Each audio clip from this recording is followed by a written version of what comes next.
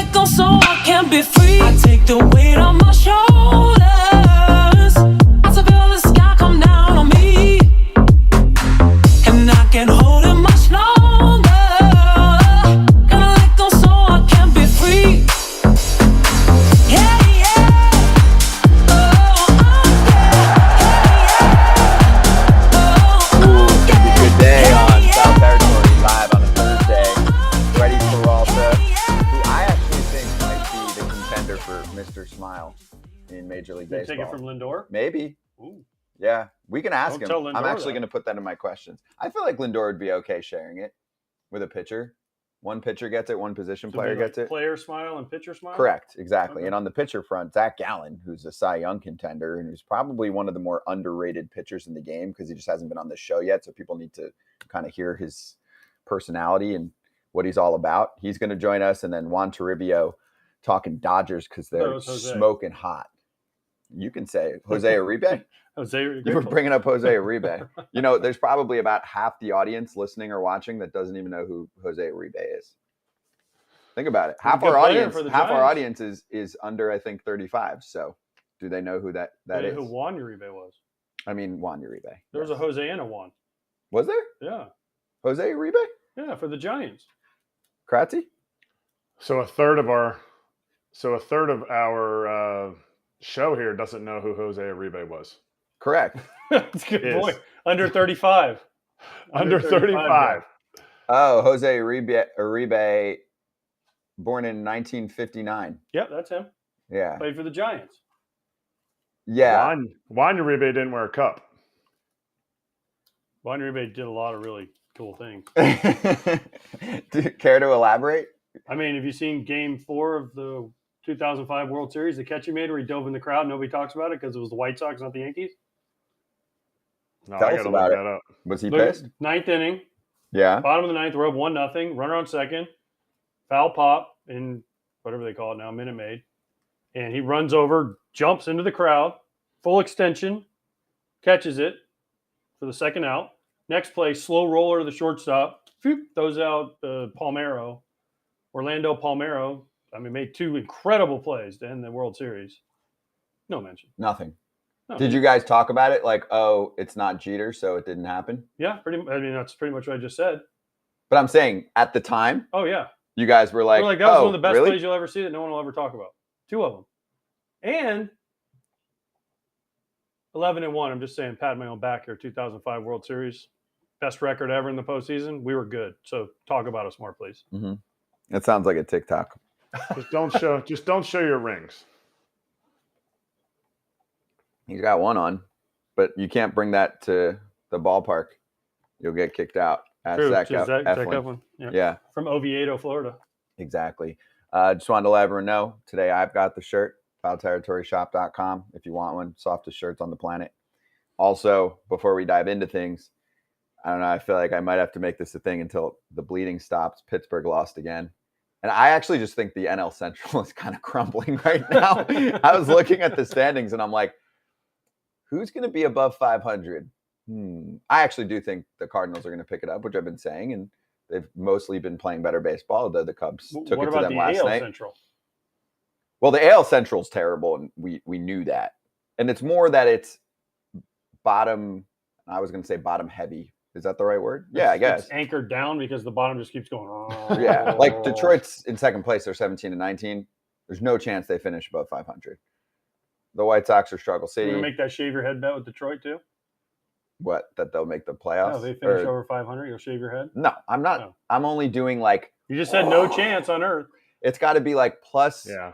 100,000, which probably is what Red Sox Pirates looks like for a World Series matchup at this point. And don't place it. I'll take the money. Just send it right to me. But yeah, those two divisions are not great. You know what division's pretty good, but maybe not as good as we thought it was? The NL East. Charge the mound. Let's get after it. And lead off with the Miami Marlins, who made a little history. 5-4 dub last night, and they don't lose one-run games. 12-0 in run games, passing the 72 Mets, most consecutive wins in a game decided by one run in history. Joey Wendell with the double late in the 9th gave them a 5-4 lead. Got to talk about them while they're a little bit relevant. Yeah. And we'll get to Uri Perez we're later. talking about them as being relevant because they've won 12 one-run games and they have 20 wins on the year? So they either win by 1 run or they lose. It's a good formula. Don't take the run line. Sorry, take the run line. True that. So it's they either win by 1 run or they lose. They're in second place. True, but 12-0 in 1-run games. It's crazy because 1-run games are luck, and everyone says, "Oh, they'll even out." You look at somebody last year, and they won a ton of 1-run games. Oh, Seattle. Seattle won all these 1-run games The last 2 years. right? And now they're not doing as well in 1-run games because people are like, it's luck, it's based on your bullpen, it's how the ball bounces. There's all these things. So that might be 12-0. We might look back now 2 months from now, and they might be 12-12. And you're like, wait, they were so good in 1-run games. It's just you just never know. I think relief pitching has to do with it, though. Yeah, but it's also luck because let's say they're losing 8-4 going to the 9th, and someone hits a 3-run homer and they lose 8-7.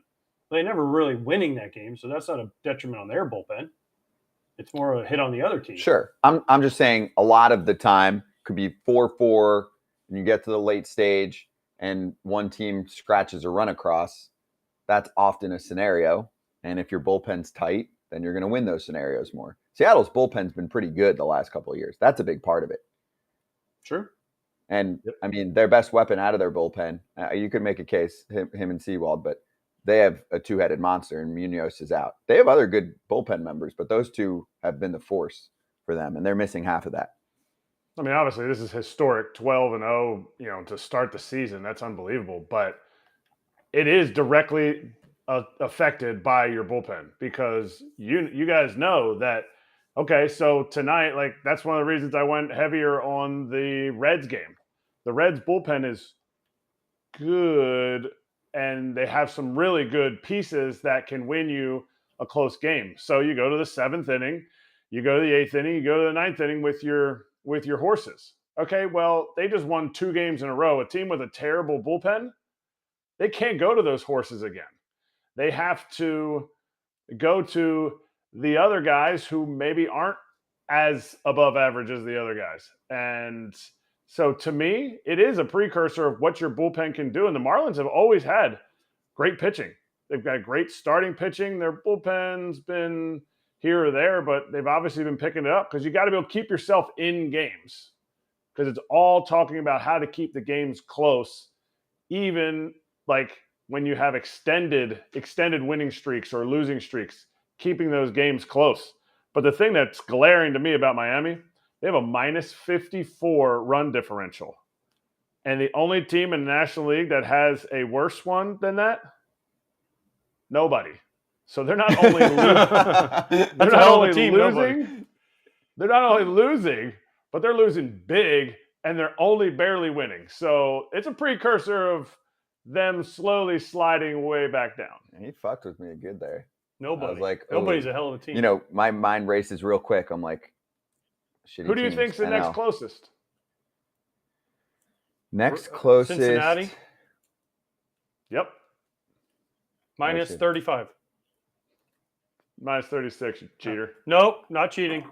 Look, not cheating. Don't show everyone that. Oh, sorry, not cheating. Don't show everyone that. Oh, sorry, not cheating. I just want to show I wasn't cheating. Private business conversations going on. Oh, there's all kinds of company Slack channel. There's all kinds of slap going on. Hey, let's let Kratz talk for a minute. He's got his red hat on. I don't know. The other part of this, and we'll get into it more later in the show because we'll show it and you can hear it too if you're on the podcast side of things. Uri Perez is a fresh 20 years old, and he's getting called up for tomorrow. And we have the video of him getting called up where Sandy tells him. It's pretty awesome. They've changed calling people up now. It's become a completely different animal than what it used to be. It used to be the manager would call you in, he'd be sitting at the desk with his feet up and say, "All right, Eric, congratulations. You're going to the big leagues. I don't know why the fuck we're calling you up, but way to go. You got to get on a flight, and the trainer will have your flight information. Your flight leaves at 7 a.m., but be ready and see you in a couple weeks, kid." And then that's a long conversation. Yeah, exactly. Sometimes it was like, hey, we're gonna go call you up. There's been some stuff. I don't know Somebody, I think they're having a baby, so I don't know anything about your plane stuff. So just pack your stuff and go baseball. You that's it. No more. Get out of my office.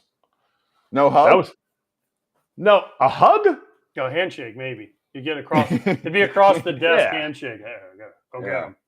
The most awkward moment in a manager's office for me was I got called up to the big leagues after 9 years in the minor leagues, and John Russell was in the office. Now, I'd obviously already gotten called up, cool moment. And I walk in, and the team's already out on the field having it was during the All-Star break, so it was the last day of All-Star break. They had a mandatory pirate workout like they always love to have. And John Russell's in his office, and I shook his hand. There's 0 people in the clubhouse. 0 people. And I go to shake his hand, and he's like, "Oh," he goes, he goes, "Hey, congratulations. I'll get with you on playing time." He was the And I was manager, sitting right, there at like- the time? And I was like, "All right, I'm gone." It was the most awkward conversation I ever had. He was manager at the time, right? Yeah. So I played for John Russell for like 4 years in the minor leagues. His personality was, hey, Penn, meet John Russell. So we guys should bring talk. him on the show. You guys chat. Ask Kratz. I had him for 4 years, and he actually did a lot for me in my career. I'll give him credit for that. But his personality was, Yeah. not very. He wasn't a people person. Can we get him on Legends territory? I bet you there's another side of John. No. No? I used to babysit his kids. No, there's no other side to him. What? There's no other side to him. What do you mean you babysit That's what I said. Like, as a job? Yeah. During spring training, he'd be like, hey, I'm going out. And he'd get one of his players to go watch his kids in the hotel. And he'd pay you to watch his kids? He'd give you playing time. What? I'm just kidding. No, but he needed somebody. You didn't just get hooked up with a babysitter? Like, you I was guys a minor were the league manager. babysitter? Not a minor league manager. He did catch Nolan Ryan's 6 no-hitter, though. Made us watch that tape a few times. He did love talking about that. His son's a really good player at IMG now. Stone. This Wow. is taking a turn. Yeah, sorry. But no, I had John Russell and I. So when I was in Elizabethton, Tennessee, John Russell just kind of got done playing. And he said, you're my project this summer in the Appalachian League. And I was like, okay, I was 18 years old. And I had already played Gulf Coast League, went to Midwest League, got mono, got sent to the Appalachian League. So he's like, you're my project. They put me on you. And I was like, okay. He's like, we're meeting every day at the field at 1:30. And it's just you and I. And we threw baseballs every day, him and I. Through baseballs. Through, like he had a throw. Have a catch? Yeah, well, kind of. We would catch play. And he did the Nolan Ryan drill where he drew a line on the ball and he made me throw it. He put a hat on the ground and we would have a contest to see who could hit the hat from like 150 feet away. And we did it every day. And then he would throw BP to me every day. Just him and I for like an hour and a half every day. Wow. And I had him in A-ball. And I had him in double. I'm like all the way up. And in exchange, you had to fulfill babysitting Yeah, duties at exactly. times. So thanks, John. Thanks, JR. Right. And Instead you were of Kratz's first manager. Never Yep. knew. Instead of paying for personal coaching. Right? No wonder your personality is so electric. Me or John? You Oh, well. you hung out with him. All the time. Kenley Jansen has 400 saves. 7th pitcher in history to reach that mark, which is cool. And we celebrate stuff like that. The other portion of this is, I like that from the Red Sox. That's a nice graphic. That looks good. The other portion of this is, I feel like I've said this 3 or 4 times already. Like, he's found another gear, resurrected himself. I don't want to say resurrected because it's not like there's been many times where we're like, oh, he's lost it, he's bad. But like, there's been times where he's getting closer to this like non-elite level, and then he shoots back up. So he just did it again. I mean, we have the Sarah Langs tweet on his pitches. Here it is. 3 fastest pitches tonight, which was last night for him. 98.7, 98.5, 98.4. Last time he threw a pitch that hard, August of 2016.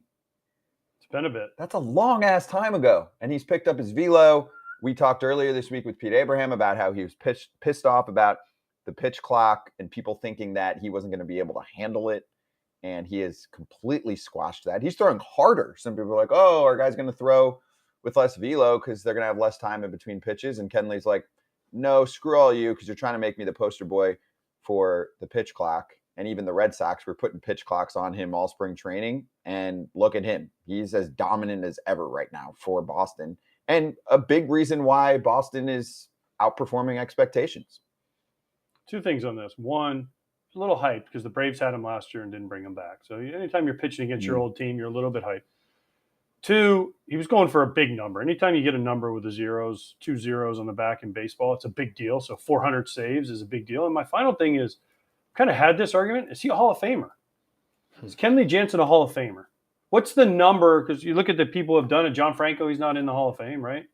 There's some guys that have 400, and then you have Mariano, obviously, and Trevor, who are kind of the 2 all-time greats. But is he a Hall of Famer with his numbers? And granted, he's probably going to play for a couple more years, but what's the number you have to get to as a closer to be considered a sure thing Hall of Famer? That's tough. I mean, you can't just look at one number. No, you're talking about a whole. He's got to play a lot longer. Let's put it this way. Like He's not then.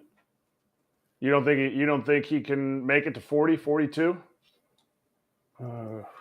7 more years? If he plays 7 more years and he gets 7 more years, well, he's going to be a Hall of 35 Famer. now. If he can't make it, if he's saying to play till 42, he saves 30 games a year. He puts him over 600 saves. He's definitely in. He said this. I wrote one of these down from a while back. Want to pitch until at least age 40. Doesn't want to be home chilling at all in his 30s. He said Mo did it until age 43, so why not me? And his family's on board with it. And his wife wants their kids to get older and see dad dominate.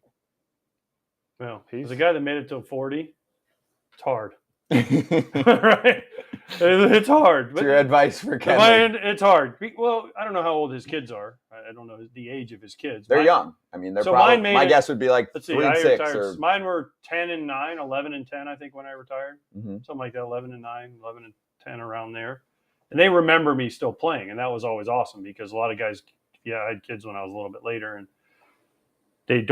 guys are always like, man, I retired before my kids really remember me playing. So I was fortunate enough that my kids, and that is a big deal because your kids are like, oh, you played baseball. I don't remember going to a game. And you're like, well, no, that kind of sucks. And so I was fortunate enough to do that. But then when you get to, my last year I was 39 the whole year, turned 40 in the offseason. I was like, man, my kids now are 11 and 10. Do I want to do this again? Do I want to go back out there? They're doing so much stuff that you miss. And even the thing about it, and I think Eric will back me up on this, is while you're playing, even though you're present in the moment, you're present there, you're not present in the moment. Because you're thinking about, man, I got to go to the field. What time am I leaving? You're like, oh, gosh, I got to go get you Uber. I got to get to the field. Oh, who we facing then? Am I playing? Oh, man, I'm playing. Oh, what time scouting meetings? What time? Oh, BP. Oh, yeah. Oh, yeah. Oh, what'd you say, honey? Hey, what, and they're trying to have fun and do stuff with you. And the whole time you're thinking, man, what time do I got to leave? And so even though you're there physically, there's a lot of times where you're just not present in the moment.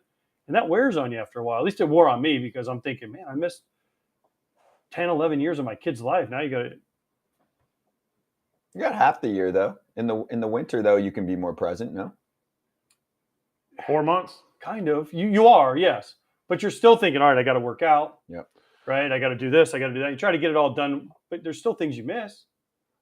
And you didn't even say you're going on the road in 7 days. Like Mother's Day is coming up. Like our wives, players' wives, have such an incredible, like they need to be shouted out on the rooftops because, like AJ didn't even say it. Like he's talking about just himself. Like, oh, this is how I'm thinking. This is how, I don't want to miss the kids, but then I also have all this stuff. They live their lives. Like they live their lives the whole time. And the kids have a schedule. And guess who's taking care of that stuff? The wife. The wife is taking everybody there. And then who comes home? Big, ugly man comes home from the field. And we're, not even mentioning if we bring a baggage from the field, if we bring baggage from not doing well. And now you're like, getting in the way of their routine, it's a burden. Like we are a burden. In my opinion, we're burdens when we play because we are so selfish and driven to try to be the best that we can be. And I was a backup catcher. Like, AJ's playing every day. I felt fine. When I finished playing at 40, I could have played for another 5 years physically. But I didn't have as many miles on me as other guys did, as AJ did, as Kenley kind of does. And that's kind of where I think he could play for another 5 to 7 years, because he's been a closer the majority of his career. There was a little stint where he wasn't necessarily the all-time closer, but he's usually used in safe situations. He's not going out there and having very many. Now, I found 2 70 appearance seasons. You're looking at top-end guys that aren't closers. They have like 4 or 5 years in a row where they're putting 75-plus appearances under their belt, and that wears on him. Like, he knows when he's coming in the game. He's getting very few dry humps. He's getting very few of all that stuff. He's just, hey, you got the 9th inning, and he's ready for that, and that can save his arm and save some bullets. True, and everything you just said is true, especially about the wives. I mean, your wife does everything, and yes, you are a burden because you come home, and during the season, you come home from a road trip, you get home late at night, or you get home late from a game, and the kids have to be up to go to preschool or school or whatever. You start missing those things, and without our wives, I mean, it'd be impossible, and obviously mothers and helping and all that stuff. But the thing is even during the season, like, my kids were old enough to go to school. So they would go to school and they'd be having these things at school, and I can't go. And then you see all these other parents and dads talking about, well, I went to the singing, whatever, blah, blah, blah, the choir thing, or the play that every kid is in. And you're like, where? And they're like, where? And it shoots you, where are you? What city are you in tonight? And you're like, gosh, I'm in, Cincinnati for a 3-game series against the Reds. And you're like thinking to yourself, you're like, I don't need to do this anymore. I've got money and I've got security for my family. And then, plus, Kratz, I take offense to that because I'll go catch a game tomorrow if you need me to physically. Now, mentally, I don't. You said you were done. I know. I'm like, dude. You said you were done. I didn't say you were done. No, I said I was done here. Listen, if it was just going and playing a game, like, if it was like, hey, I'm going to go play a game, no problem. Honestly, I could probably play a game. Give me 2 days, I could go catch a game. Right now. 2 days. 2 days. As a major league caliber catcher. Now, I'm not saying I'll get a hit, but I can catch a game. No, I buy that. I don't mean that, and I'm serious. I have not a problem. I think Yachty's going to be able to catch a game at 55. If the Cardinals are still struggling, they might call him in 15 years and be like, you sure?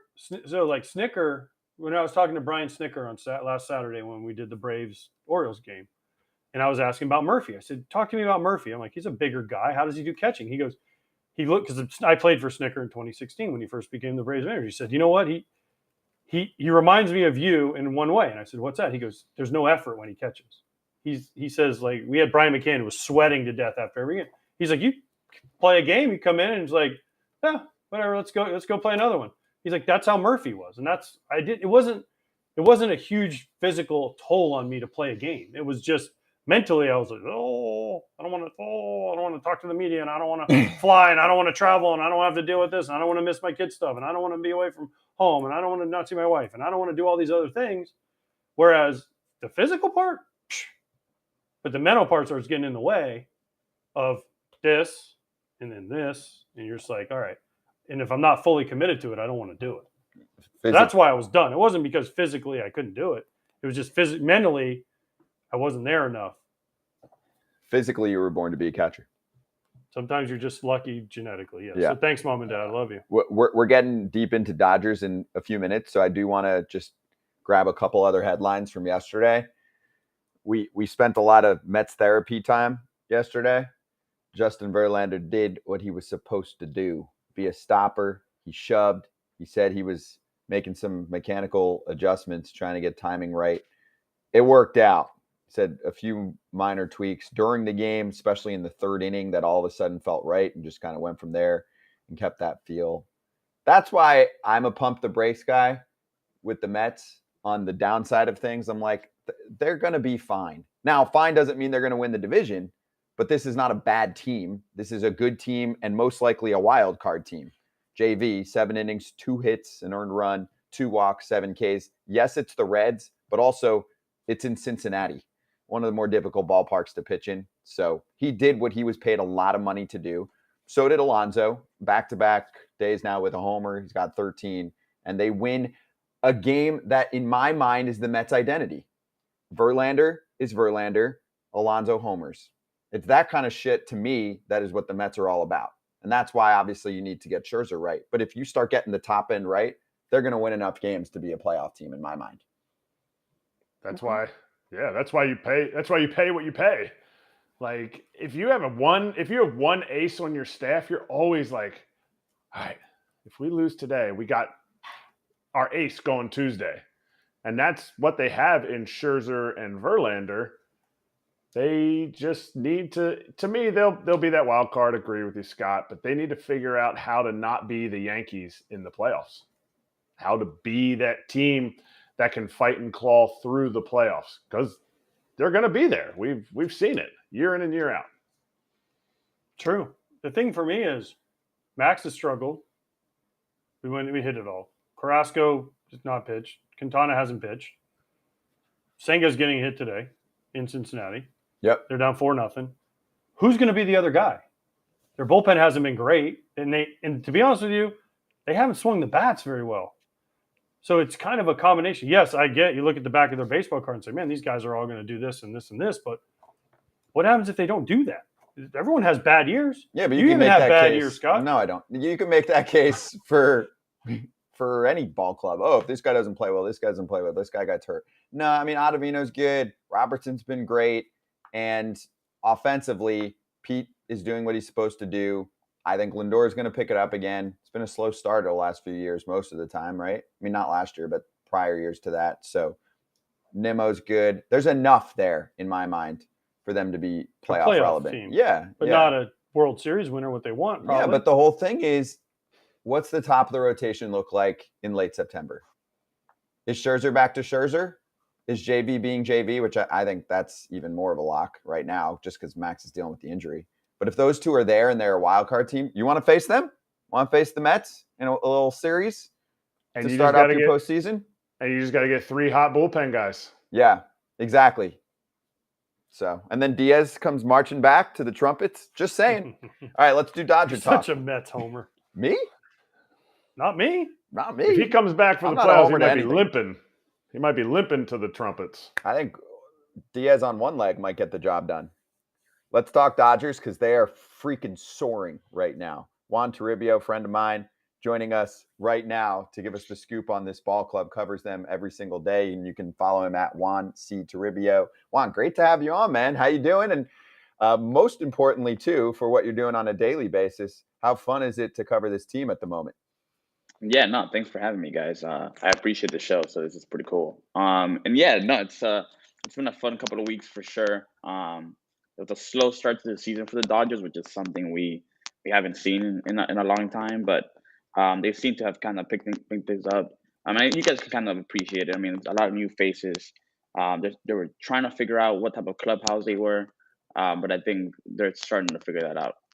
So, Juan, a lot of people were down on the Dodgers this year because they didn't go out and sign anybody. They didn't make a big splash in free agency like they've done so many years. But lo and behold, here we are on May 11th, and guess who's in first place? The Dodgers. Guess who went out and signed all these people? The Padres are in second place. They just beat them 2 out of 3. Is this just ho-hum another year for the Dodgers? And then are they going to go out and get Shohei and make the splash next year? Yeah, I mean, to be honest, I was kind of one of those people, giving them some flag for not signing free agents. I mean, that's just kind of what we've gotten accustomed to. Obviously, in 2020, they traded for Mookie Betts. Last year, they traded, to the 21, they signed Bauer, even though we know how that kind of went. But last year, they signed Freddie Freeman. So, every year it seemed like they did something big. And this year they were like, no, our big move is going to be giving Miguel Vargas more at bats, giving James Outman more at bats. We have a couple, they have a couple, Bobby Miller's coming on the pitching side. Gavin Stone, we just saw him. And he's going to be a top pitching prospect. So that was kind of their big move. But it's something that we haven't seen around here much. So, obviously people like me in the media, we were like, yo, is this the right way? And they lost a lot. Cody Bellinger, a former MVP, Justin Turner, kind of the leader of this team for the last decade. So we didn't know what to expect. For the first time in about a decade, it was like, okay, what type of Dodgers team is this going to be? But like you said, here they are in first place. Now they're starting to roll a little bit. They're starting to be that dominant team that we've gotten accustomed to seeing. And it seems like, this quiet off season, it's all kind of it's all attached to Shohei Ohtani. It seems like every big market, whether it's the Padres now, I guess they're a big market, the Dodgers, the Yankees, the Mets. It seems like everything's aligned to make a deep run at him. And if you can obviously add him to a core that includes Mookie Betts, Freddie Freeman, Will Smith, and even Clayton Kershaw, it seems like everyone's trying to get rid of him, and he just comes out here and it's just another Cy Young type of year for him. So if they can kind of get all those things together, and now they're starting to see what they have with Miguel Vargas and James Outman, it's just kind of what the Dodgers have been doing for the last decade plus. Yep. Hey, Juan, we'll give you one more minute. We just want to fix up your audio for a second, swing it here for a moment on Dodgers. Clayton Kershaw is just rolling along. Good. Holy shit. You know what they shouldn't have done to Clayton Kershaw? Put the crying emoji of him, because it just pissed him off and he went out and shoved again. The Padres, don't wake a sleeping dog, right? Well, Clayton Kershaw, people like Juan just said, man, people have been down on Clayton Kershaw. He came out this year on a mission, and his stuff is back. We mentioned Kenley Jansen being back. Clayton Kershaw, your stuff is back, man. You got that nasty slider you found. He's got the big loopy curveball that he always drops in there anytime, and he throws that heater into righties. That's always been his thing. The thing he's doing now, he's throwing the heater away, which they tried to get him to do for years. And he just goes, dots that heater arm side away to righties. And then they always are aware of that slider coming at their back foot. I mean, he has been a revelation for them, because I don't think going into the year, they're like, he's a Dodger for life. What are we going to get out of 20 starts, maybe, hopefully 22 starts?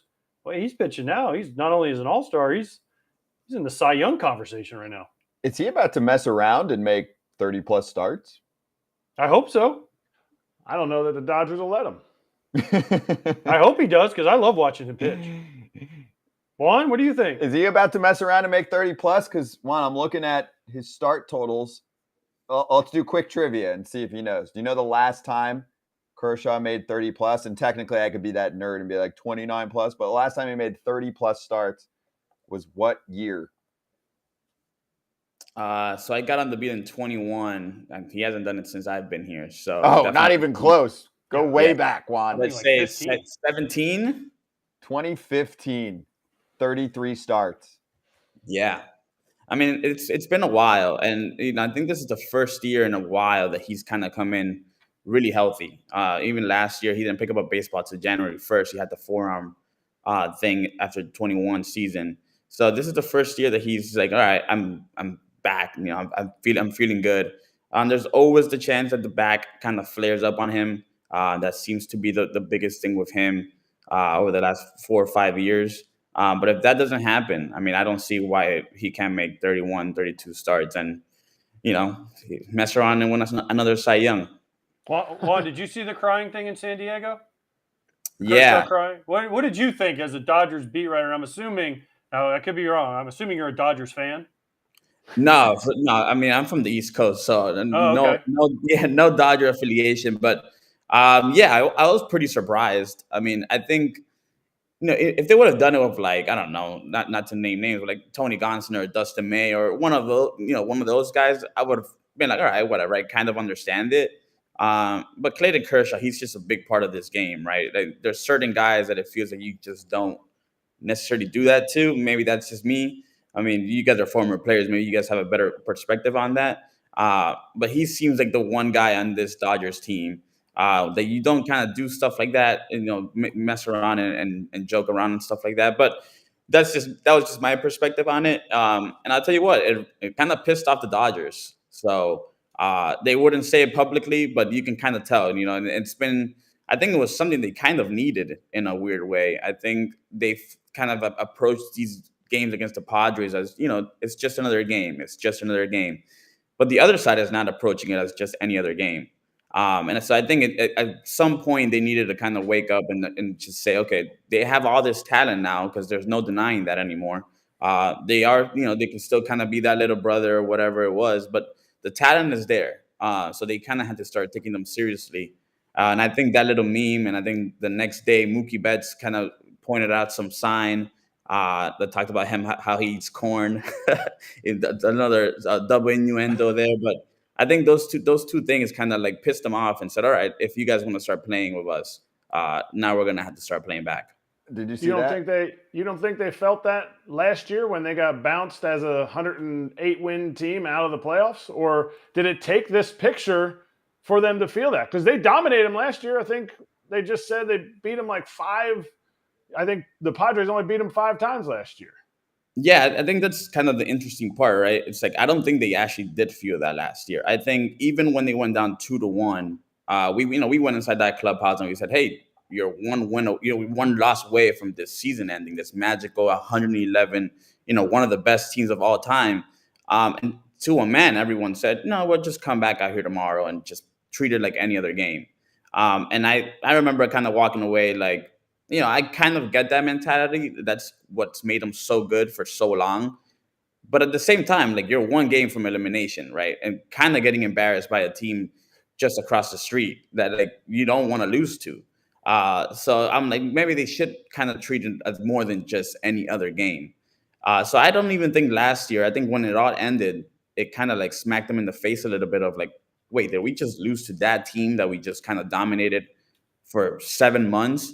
And I think that was kind of the beginning of it. And then even this season, we're trying to spark some this little rivalry thing because I do think it is good for the game. I think it's good for obviously Boston Yankees is kind of on the downswing. So having a rivalry like that on the West Coast is pretty cool. But they kind of started treating it the same way of like, no, it's just another series against a division opponent. And I think those two things kind of reminded them it's like, okay, at some point we're gonna have to wake up and just kind of treat this a little bit more because that other team is treating it with so much energy. Juan, you don't eat corn vertically. Kratz does, like you said about Mookie. You don't eat the corn vertically. The long way. The long way. Instead of eating corn in the cob like this, you don't eat it like this. But when we saw it, it's funny because we saw it when it was happening, and I'll be honest, I had no idea what it meant. And then I get on Urban Dictionary, I Google it, and then Urban Dictionary pops up, and I was like, oh. God, now I get it. And it's really interesting, man. I mean, I don't know how well you guys know Mookie Betts, but he's pretty quiet when it comes to like those type of things. He doesn't like to mention things on the record, at least. And the first thing he mentioned was the sign. So I think that was pretty telling. He played it off. He was like, "Yeah, I thought it was hilarious. I thought it was this and that." But I thought it was pretty telling that was the first thing he brought up in his post game presser. It seemed like those things. It's impossible that you don't see those things and say, okay, like this is getting kind of interesting. We're gonna have to respond. I always think it's funny. Players to media, to fans, even sometimes whatever, like act like they don't see anything. Just like Ross Stripling the other day, who was like, "Oh, I love the players." They're like, "Oh, I think I probably had like 26 homers and 97 RBIs that year," and it's exactly what it is. They fucking see everything. Oh, trust. Yes, you see a lot more than you let on. You just don't want to acknowledge that you see a lot. But that was what's so interesting about what Juan was just talking about, though. And Kratz asked him, I did the Dodgers-Padres series last year. Listen, he can say that the Dodgers, didn't treat it. We're only one win away from elimination, and we're just going to win. I was in the clubhouse for Game 4 in San Diego. They'll never admit this, but there was some serious stuff going on behind the scenes because Dave Roberts, we always get a meeting with the managers. He was late for his meeting, which he never was late. And there was a bunch of, I guess they were front office people in his office. And then he all came out and then he was like, "Okay, guys, I'm ready for you." And it wasn't the normal, cool, calm, collected Dave Roberts. It was very, he was a little hectic, which is, if you've ever been around Dave Roberts, he is like the coolest cat in every room he goes in. And it was just, whoa, the Padres were acting like they won the World Series, and the Dodgers like, "Oh, this is just another series." It was not another series. Yeah, and I think that was the biggest thing. I think the Padres, like you said, that was a World Series. So I worked the NLCS right after that between the Padres and Phillies, and it wasn't even close to the same atmosphere, to like the same way that they played, the same energy, and it was a round into the playoffs. Like they were one round away from the World Series, but that NLDS for that Padres team, that Padres organization, that was a big moment for them. I remember in 2015, I think it was the Cardinals, the Cubs beat the Cardinals in the playoffs, then got swept by the Mets. And I think if you ask any Cub fan, it's like, yeah, we beat the Cardinals, so it's okay. I think that's kind of the same feeling I got with the Padres. And now they're trying to take that next step. Right now, it's like, okay, we beat the Dodgers. Now we can take that next step. But the Dodgers are slowly reminding them, it's like, nah, we're still here. So it's going to take a lot more than just signing Xander Bogaerts and making some of these splashy moves. Okay, ready for this? Because it's probably the number one topic on this show on YouTube clips when we get to it. So I want to get your perspective because some of us think that the Dodgers are the favorite. Shohei Ohtani, not during the season. The Angels aren't trading him to the Dodgers. But in the offseason, the percentage chance that this happens. And I will say, one of our commenters in the YouTube chat right now goes, the knob, he goes, I remember when they were, quote, saving everything for Bryce Harper and then offered him 3 years. So give us the percentage chance because it's going to take more than 3 years to sign Shohei.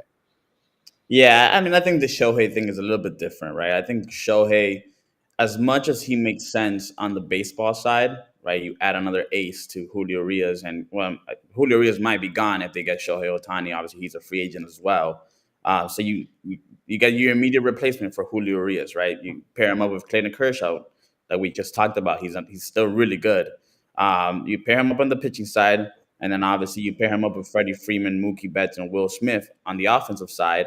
But as much sense as it makes on the field, it probably makes even more sense off the field. Obviously, a big Asian population here in Los Angeles. He doesn't really have to move if he doesn't want to. Obviously, he's over there in Anaheim, just 45 minutes away. And just the ownership is going to love having a guy like Shohei Ohtani wearing a Dodgers uniform. That's just the reality of it. They're going to have a ton of conversations with the owners, with Mark Walter and his group. Mark Walter, Todd Bowley owns Chelsea. They're very involved with some of these things. And having Shohei Ohtani would be another feather in their cap. So as much sense as it makes on the field, it makes a lot of sense off the field. So whatever it is that they have to do in order to try and get Shohei Ohtani, they're going to do it this offseason. So if Shohei Ohtani wants 10 years, as much as Andrew Friedman doesn't like doing those 10-year deals, I mean, I think only Mookie Betts has that sort of deal with the team. If that's what he wants, that's going to be on the table. If Shohei Ohtani wants to do 2 years, that's also going to be on the table. So I think it's going to be tailored to whatever Shohei and his family, his agents want. But I think it'd be foolish for anyone to say that the Dodgers aren't going to be heavily involved for Shohei Ohtani. And they have to be looked at as one of the favorites. He probably wants to stay in the West Coast. I don't know that personally. I don't know Shohei Ohtani. But he had his choice once. He chose the Angels. The Giants are going to be involved. The Padres are going to be involved. And if he wants to go east, there's a couple teams in New York with a pretty big checkbook, especially if the Mets kind of like don't outperform what everyone thought. Cohen's going to be like, all right, now I need to do something even more drastic. Throw out a 700. No, there's nothing off the table with that guy, so I wouldn't be surprised. But I think the Dodgers should be in that mix as one of the favorites to land Shohei Ohtani. They asked you for a percentage. What's the percentage?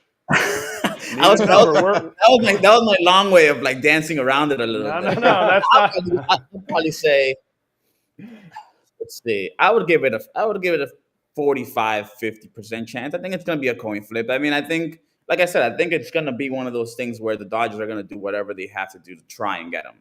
Now, does that mean that they actually get him? I don't know. There's a lot of things that are going to come into play with that.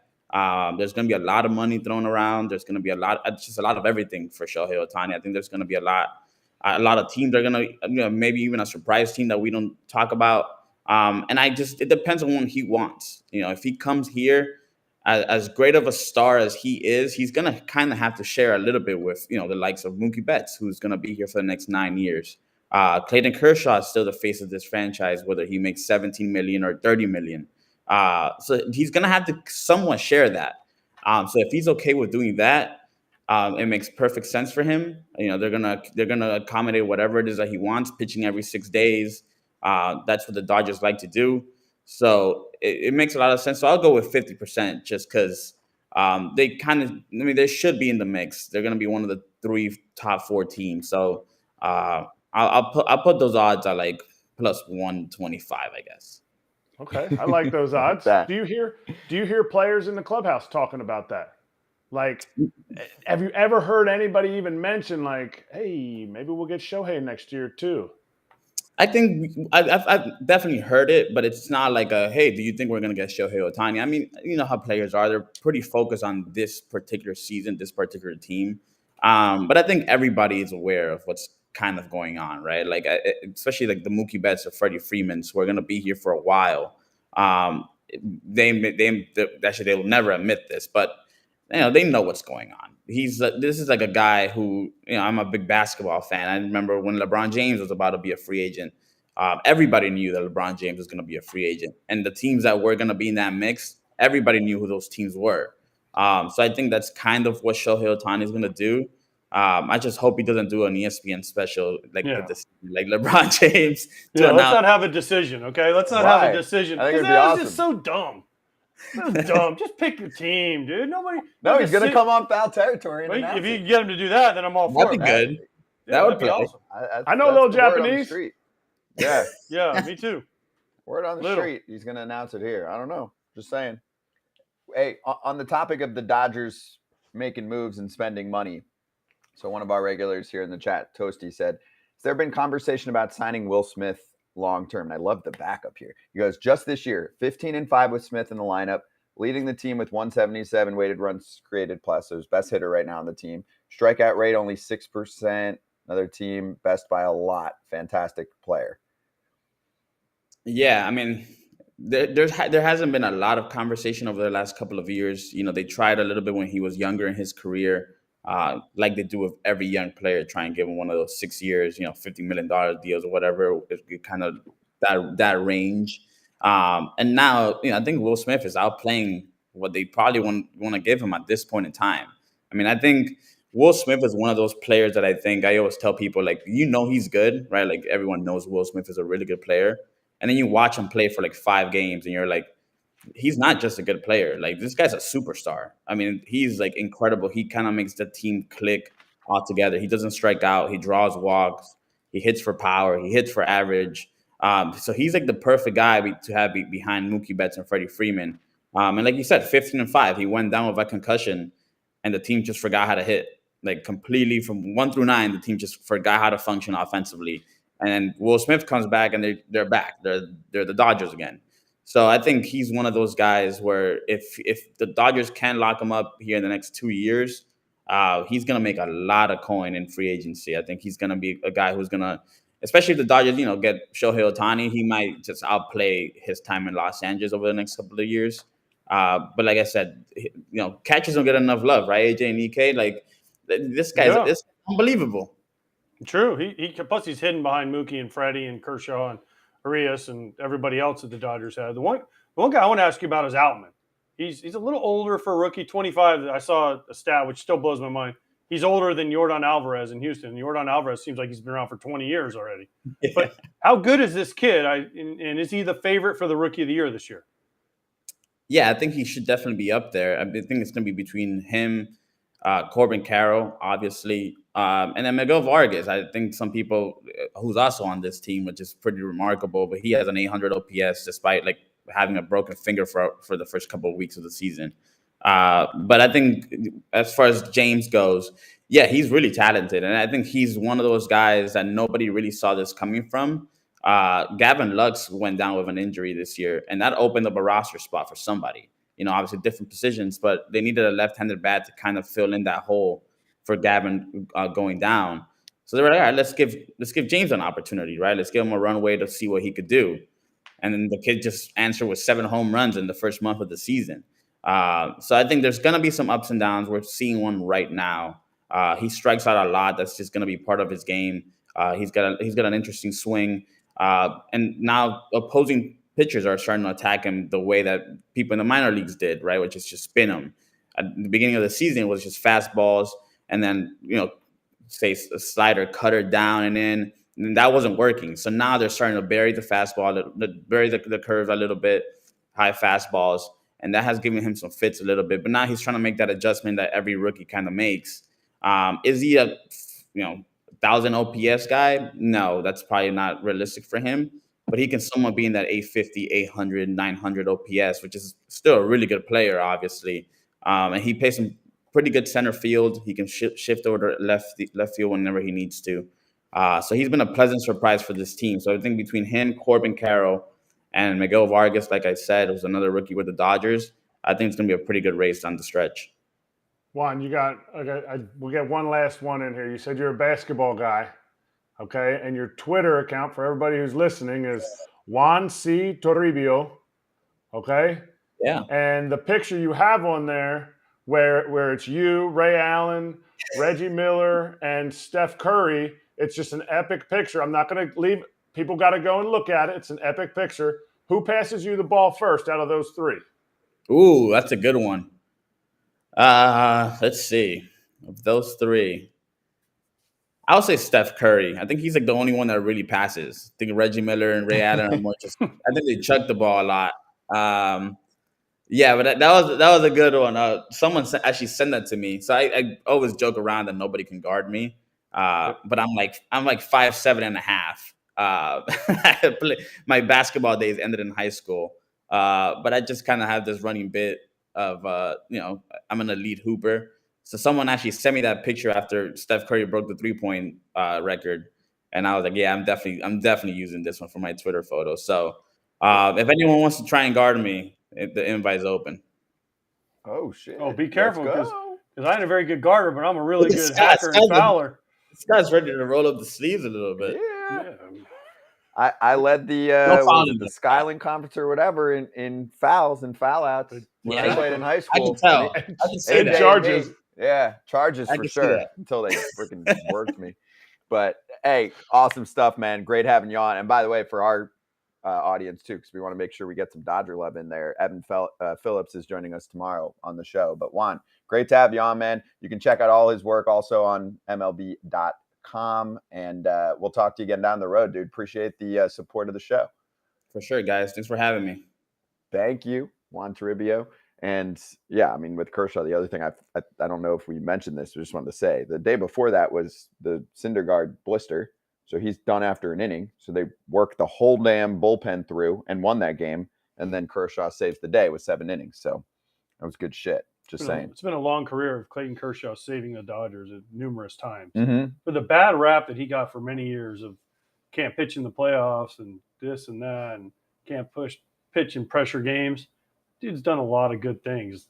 Not only in the postseason, but just in his career in general. They also would leave him in for a while. Yeah, I was on one of those 2014 when I was at the Cardinals. We beat him twice in the ALDS or NLDS and took him out. And they were like, "Oh, he's tipping his pitches." No, he just was making mistakes, and dudes weren't missing them. And he was making mistakes. Was it one of those games where it was later, right? Well, no, they had a game 1 in Dodger Stadium. They had a big lead, and we came back. That's what I'm saying. Later in the game is when he. And then game 4, Matt Adams had a big home run off of him in the 7th inning, I think. On a curveball. First curveball he'd given up a home run on in I don't know how many curveballs. He was tipping. He was tipping. Yeah, he tipped it. He hung the curveball. Yeah. Matt Adams' swing path was right into his curveball. Big city. That's good. You can tell the world, though, he wasn't tipping. He was not. If he was tipping, they didn't tell me. He just made some mistakes late in the game, and he had been really good before that. Yeah. Is he an ace right now? Right now? Yes. Well, he's pitching right now, he is. Yes. Ace? Is he an ace? Right now, if tomorrow, yes. Now, a month from now, and his back, like Juan said, might lock up. He's probably not. Ace right now. Right now, look at his numbers. They're pretty darn good. He's dealing right now. Agreed. But ace, there's only 8 to 10 aces in the league at a time. Well, that depends on your definition of ace. Is Scherzer an ace right now? No. No, but was he last year? He was at the beginning. Yeah. He was beginning of the season. He was an ace. We're talking today, May 11th. But I still think Scherzer's an ace when he's healthy. I think he's dealing with health issues. So I would right still now, technically put him in ace category. If we're going right immediate now, no. But if I'm like, oh, you're trying to pick up an ace, like Scherzer's an ace. Yeah, Verlander's an ace. Kershaw's an ace. There's plenty. There's not plenty. Yes, there are. There's not. There's not. There's more than 8 to 10. No, there's not. I think there's closer to 15 to 20. No chance. No. Zach Gallen an ace? He's coming on later? Come on, you have to hesitate on that? Yes, because he hasn't pitched in the postseason. I got to see you pitch in big games. You guys are like the crusty Hall of Fame writers that are like, I got to see you do it in a big game. Should be in the Hall of Fame. No. Nope. I think Derek Jeter should be in the Hall of Fame. I'm saying like the guys that only vote for one dude or something. I'm like, I'm not stop. that guy. This is probably don't put more of that an on me, Ricky off-season. Bobby. This is Zach probably more Gallen of an is off-season. an ace. No, Not because he yet. hasn't pitched in a big game. Not yet. What if you pitch for a shit team for 10 years? You Mike can't Trout. get the ace category. Mike Trout hasn't played a meaningful game past June So then is since he 2000 and whatever they were in the playoffs. So he's 14. not the equivalent of an ace for a position player because he hasn't played postseason ball. Yeah, Mike Trout's done it for 10 years. I don't agree with that. I don't agree with the postseason part. Well, I'm just saying. Okay, that was a bad argument because what I'm saying is though Mike Trout, for me, and when we talk about MVP, and I've had this argument. That's different. I get what you're MVP saying. because he doesn't play in the meaningful games. That's for an award, though. That's I'm an talking award. about the name ace. No, Shohei because Ohtani, is he an ace? No. Come on. He's Not an ace. He's a number one. Oh, so now we're differentiating Yeah, ace and number one. if you're the number one on the Oakland A's, are you an ace? Whoever the heck that is? No, it's not the number. Yeah, we're differentiating. You just said we're differentiating. Correct. You could be the number one starter on your team, right? Yeah. You could be the ace. Can you have two aces on a team? Yeah. Yes. If you have Scherzer and Verlander when they're at the top of their game, absolutely. Okay, so you can have Was Scherzer and Strasburg co-aces in 19? Hell yes. So Nationals you can won? have.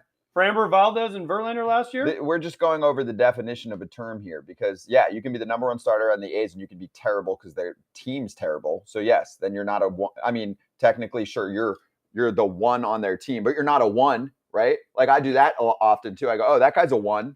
So maybe I do put one and ace pretty much together. Is Hunter Green an ace? No.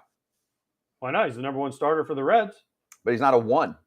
He's not. He's the number one starter. He's their number one starter. But I use one and ace. That's just the definition. Okay, thing. so sorry, Hunter we're Green way is off not track there here. yet. But okay, how many? Name your aces. Name the guys that you. I Because need. for me, and I think Kratz and I look at it the same. Aces to me are a very finite, small amount of guys that when they're pitching every fifth day, I stop and I say, okay, that dude's going to win for his team. And if there's a big game I need to win, those are my guys. Like a CC Sabathia was an ace to me, right? A Roy Halladay was an ace for me. Clemens, obviously, that was an easy one. But guys, when you're pitching, you're like, they're going to win. Wheeler and Nola? No? So you guys are stricter than I am. That's all. Yeah, because there's a difference for us. And I'm sorry, Kratz. Because I'm making the list right now, and I guarantee you it's going to be on the 15 to 20 end and not the 8 to 10. That's all. I'm just putting it together right now. I'm writing your list will be easily poked holes in, and not Hole? just because of. I know what you guys are going to do. Not enough dirt in the spikes. Like Strider's not an ace. Okay. Yeah. See, you guys. That's from the player perspective. The fan perspective, I think, sees it differently. Well, every fan thinks their team has an ace or two. No, I just think fans will hop on a bandwagon sooner than you guys will because you want to see it for a longer period of time. And here's the other thing with an ace, to not get too far off topic. An ace is a guy that controls the game, a guy that sits there and goes, I don't need 99 right now. I'm going to sit here and control the game the way I need to in probably 3 quadrants. Just like you talked about Kershaw. Kershaw dominated inside to righties for years. Cutter slider thing, fastballs, but now, then he starts elevating and he'll drop that curveball off the elevation. He's able to maybe throw 2-3 fastballs away just to get you thinking off of it, and then he just dominates the inside. Guys, like when Yu Darvish was Yu Darvish before his injury, he would just kind of pitch until he got guys on base, and then you saw a different type of pitcher. Like that kind of thing, when guys can turn it up, that's what I don't see from Strider yet. I see Strider going explosion, explosion, explosion, ripped. And when guys hit that level, that's when you start getting to aces. I totally love that analysis. I just think the general public doesn't go that deep. Okay. So for me, I just started writing names down. Alcantara's an ace. Is he? Strider's an ace. Alcantara did win the Cy Young. He had 1 year. Right. I know your definition means I need more time. For me, I also I'm need like, to see him pitch in what is your pressure stuff? Are you going to win a situation. game? And Here's the way I define an ace. You can pick anybody in the league, and you have to win one game, Mhm. and you want one dude on the mound for that game. You're picking Garrett Cole, probably. Mhm. You're probably picking Max Fried. Ace. Max Fried, right? You're probably picking Kershaw right now, the way he's pitching. Mhm. Verlander. Framber Valdez is pretty good. There's Ace. 5. Ace. Okay, I'm looking through the teams here. Maybe McClanahan. He's done it Ace. for a few years now. There's 6. Not that many years. See, here's where it gets tricky, though. McClanahan's an ace, but Alcantara's not. No, because McClanahan's done in the postseason in big But games. that's your thing. That to me, That's that's the thing not for fair. a player, though. Okay, well, cool. Sandy Alcantara it might never make the playoffs, so He will when he gets he's just traded. going to be sitting there at his freaking locker crying because AJ won't call him an ace, even though he could have 5 Cy Youngs in the next 7 years and not Then make he'd the be an ace. playoffs, and he's not an ace. I mean, Roy Halladay threw a no-hitter in his first playoff start. I'm just saying, in baseball, we're seeing this. We talk about this all the time. Ohtani's never been in the playoffs. He's a freaking ace. Life on the Okay. line, I'm down for Ohtani on the mound for me. I think Verlander- Life on the line, you're taking Ohtani. No. Now you're asking if I have one You game just to said win. it. You said life on the line, you're taking Ohtani. I'm giving you a compilation. I'm giving you a list of people, life on the line, that I'm like, let's fucking go. Verlander, Max Scherzer, Fried, Strider, Wheeler, Alcantara, Kershaw, Gallen, Cole, Ohtani. I'm already at 10. Framber, McClanahan. I'm at 12. I did not even go thoroughly through my whole list so far. I'm just saying. No I'm Nola? getting. Nola's, I could put Nola- Nola's the one. No, for me, Wheeler's the 2. I'll put Nola and Arias in there too. So now I'm at 14. And I bet you I'll get you about 5 more and I'll get to 19, No, 20. too many. I would kick Framber off of there. He hasn't gone over 200 innings in his career. I would put Alcantara on there, Okay. and Zac Gallen's not there yet. So there's 2 guys that you have on your list. Now, does Zac Gallen put 3 years together of 180 plus innings with the strikeouts and low ERA? Absolutely. I think you guys need to put together some type of rules list for what Oh, my God. qualifies ace in your mind. There's a lot of chatter going on right now. I'm sure there You is. love rules. Me? You love You love rules. lists. I'm the You most love rules and anti-rules. lists. I'm Ron Swanson in Parks and Rec. Don't tell me We are shit. putting rules out there. The rule is, unless AJ or I say they're aces, they're not aces. No, that's the best rule yet. That should be a rule. If Kratz and I don't agree, then it's not a rule. Pat's fan said, wow, credentials are steep to be an ace. Well, Brandon, that's why you're Kershaw an is the ace. Look. definition of an ace. Who? You said what? Kershaw what? Kershaw is the definition course he of is. an ace. Why, Toasty, why Framber off? Pitching in the postseason every year. Did you watch him in the playoffs last year? I didn't say it. You guys got to get on the same page with your aces. He said it. I don't That's why agree this with is the great. whole This is a great- postseason thing. I this is a don't great agree debate. that it needs to be postseason. You need to be the guy that your team is like, all right, we're getting on this guy's back. Framber's He had that dude for the Astros right now. 134. Before last year, he had 134 innings was his most. They just got on his back last year. Did they win the World Series because of him? And that curveball some days can be a 10 to 12 strikeout pitch? Absolutely. I'm not saying he's not. I'm not saying he's not on the way. He's not an ace yet, and that's okay. That's how you become a Hall of Famer. You have to be an ace for 7 to 10 years of your career. There you go. There's a rule for you. I just think I'm not as strict. I'm more of like, I'll look at the last year or two. You're more of I'll everybody look at gets your a stuff. trophy. Everyone gets a Oh, because I'm picking 20 Oh. pitchers out of a billion. trophy. Every team gets an ace. Finally, I'm positive. For once, I'm positive, and I get destroyed for it. I would say, like, I'm maybe the most negative person on this show. Like, I like to jump on something when it's not working, right? Like, hey, I've been starting the show the last few days. I'm sorry. Like, everyone chill on the Pirates. I've been saying it for the entire time through. And here I am now finally having an ace list of 20 instead of 10, and you guys won't even let me. Patrick take a Corbin, breath. he's the number 1 for the Nationals. Is he an ace? No. And he's not a 1. He is on that team. He's not even a 5, probably. That's not nice. Right. He makes all his starts, so that's why he's definitely more than a 5. True. Stroman, See, when you start getting into guys like that, it gets interesting. he's not. For me, no. Corbin Burns, Yes. Ace, for sure. You know, the ones that get interesting more for me is because I'm more, what have you done for me lately and how do you look current? Dylan Cease. no. Not for me. Yeah. Strider, no. Yeah. They don't go. Here's the other thing for me and Ace, you got to be able to give me 7 innings every time out. Like, dude, my team needs 7. That's why I'm leaning on the Sandy side more. I know he's only done it for like a year and a half, but he goes out there and is like, listen, dude, I'm giving you 9. He talked to Skip Schumacher. He's like, Sandy will give you a 9 every. If I let him throw 150,000 pitches, Sandy's going to give me until he can't pitch anymore. That to me is the definition. Now, there's guys that are out there that, but that to me is the definition of a dude. We're handing this ball to Corbin Burns, and we know he's given us 7 innings and keeping us in this game. That to me is the biggest step. Dylan Cease goes out and listen. Obviously love the White Sox. I love Dylan Cease. Most of the time he goes 5+ innings, 6, punches out a ton of dudes, doesn't give up a lot of hits, but he doesn't give you that 9-inning, 3-hit, 1-run when your team's lost 4 in a row. He can, but he just doesn't do it consistently enough. One of the biggest qualifications for me for Ace is exactly what you're talking about. Because if you're a 5 and dive, then you're relying half the freaking game on your bullpen. So I want nowadays it's unrealistic to be like, oh, you're going to go the distance. But 7-inning dudes, that's the length these days. Just about everyone on my list is capable of that and does that frequently. Just about everyone on the list that I keep adding to. Pretty soon it'll be the whole league. Well, Woodruff and Burns, they're both aces. Woody, no. That's bullshit.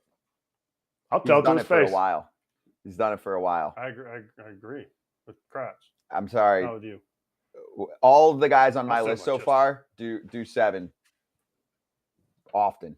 Woody's on the line. Woody's definitely on the line. What hasn't he done? What's missing on his credentials? If he had won the Cy Young that one year, he would have done it. And I'm not saying it's a voted thing. I'm not saying just because it's a voted thing, you can't sit there and say he should have won it that year. He has to stay healthy. You have to work at a level. I'm telling you, he's one of my guys who's like, he's really close. Not fair. He's been in the league for a while. He's pitched in the playoffs. One person wins a Cy Young in each league each year. So, but some people need that to push them through. Last year, 27 starts. Year before, 30 starts. 2020, obviously, he went the full 13 starts. I'm good. Everybody gets an ace. Here, look, I'm going to have all aces. Here, look, here you go, Scott. Thank Everyone you. gets one of those.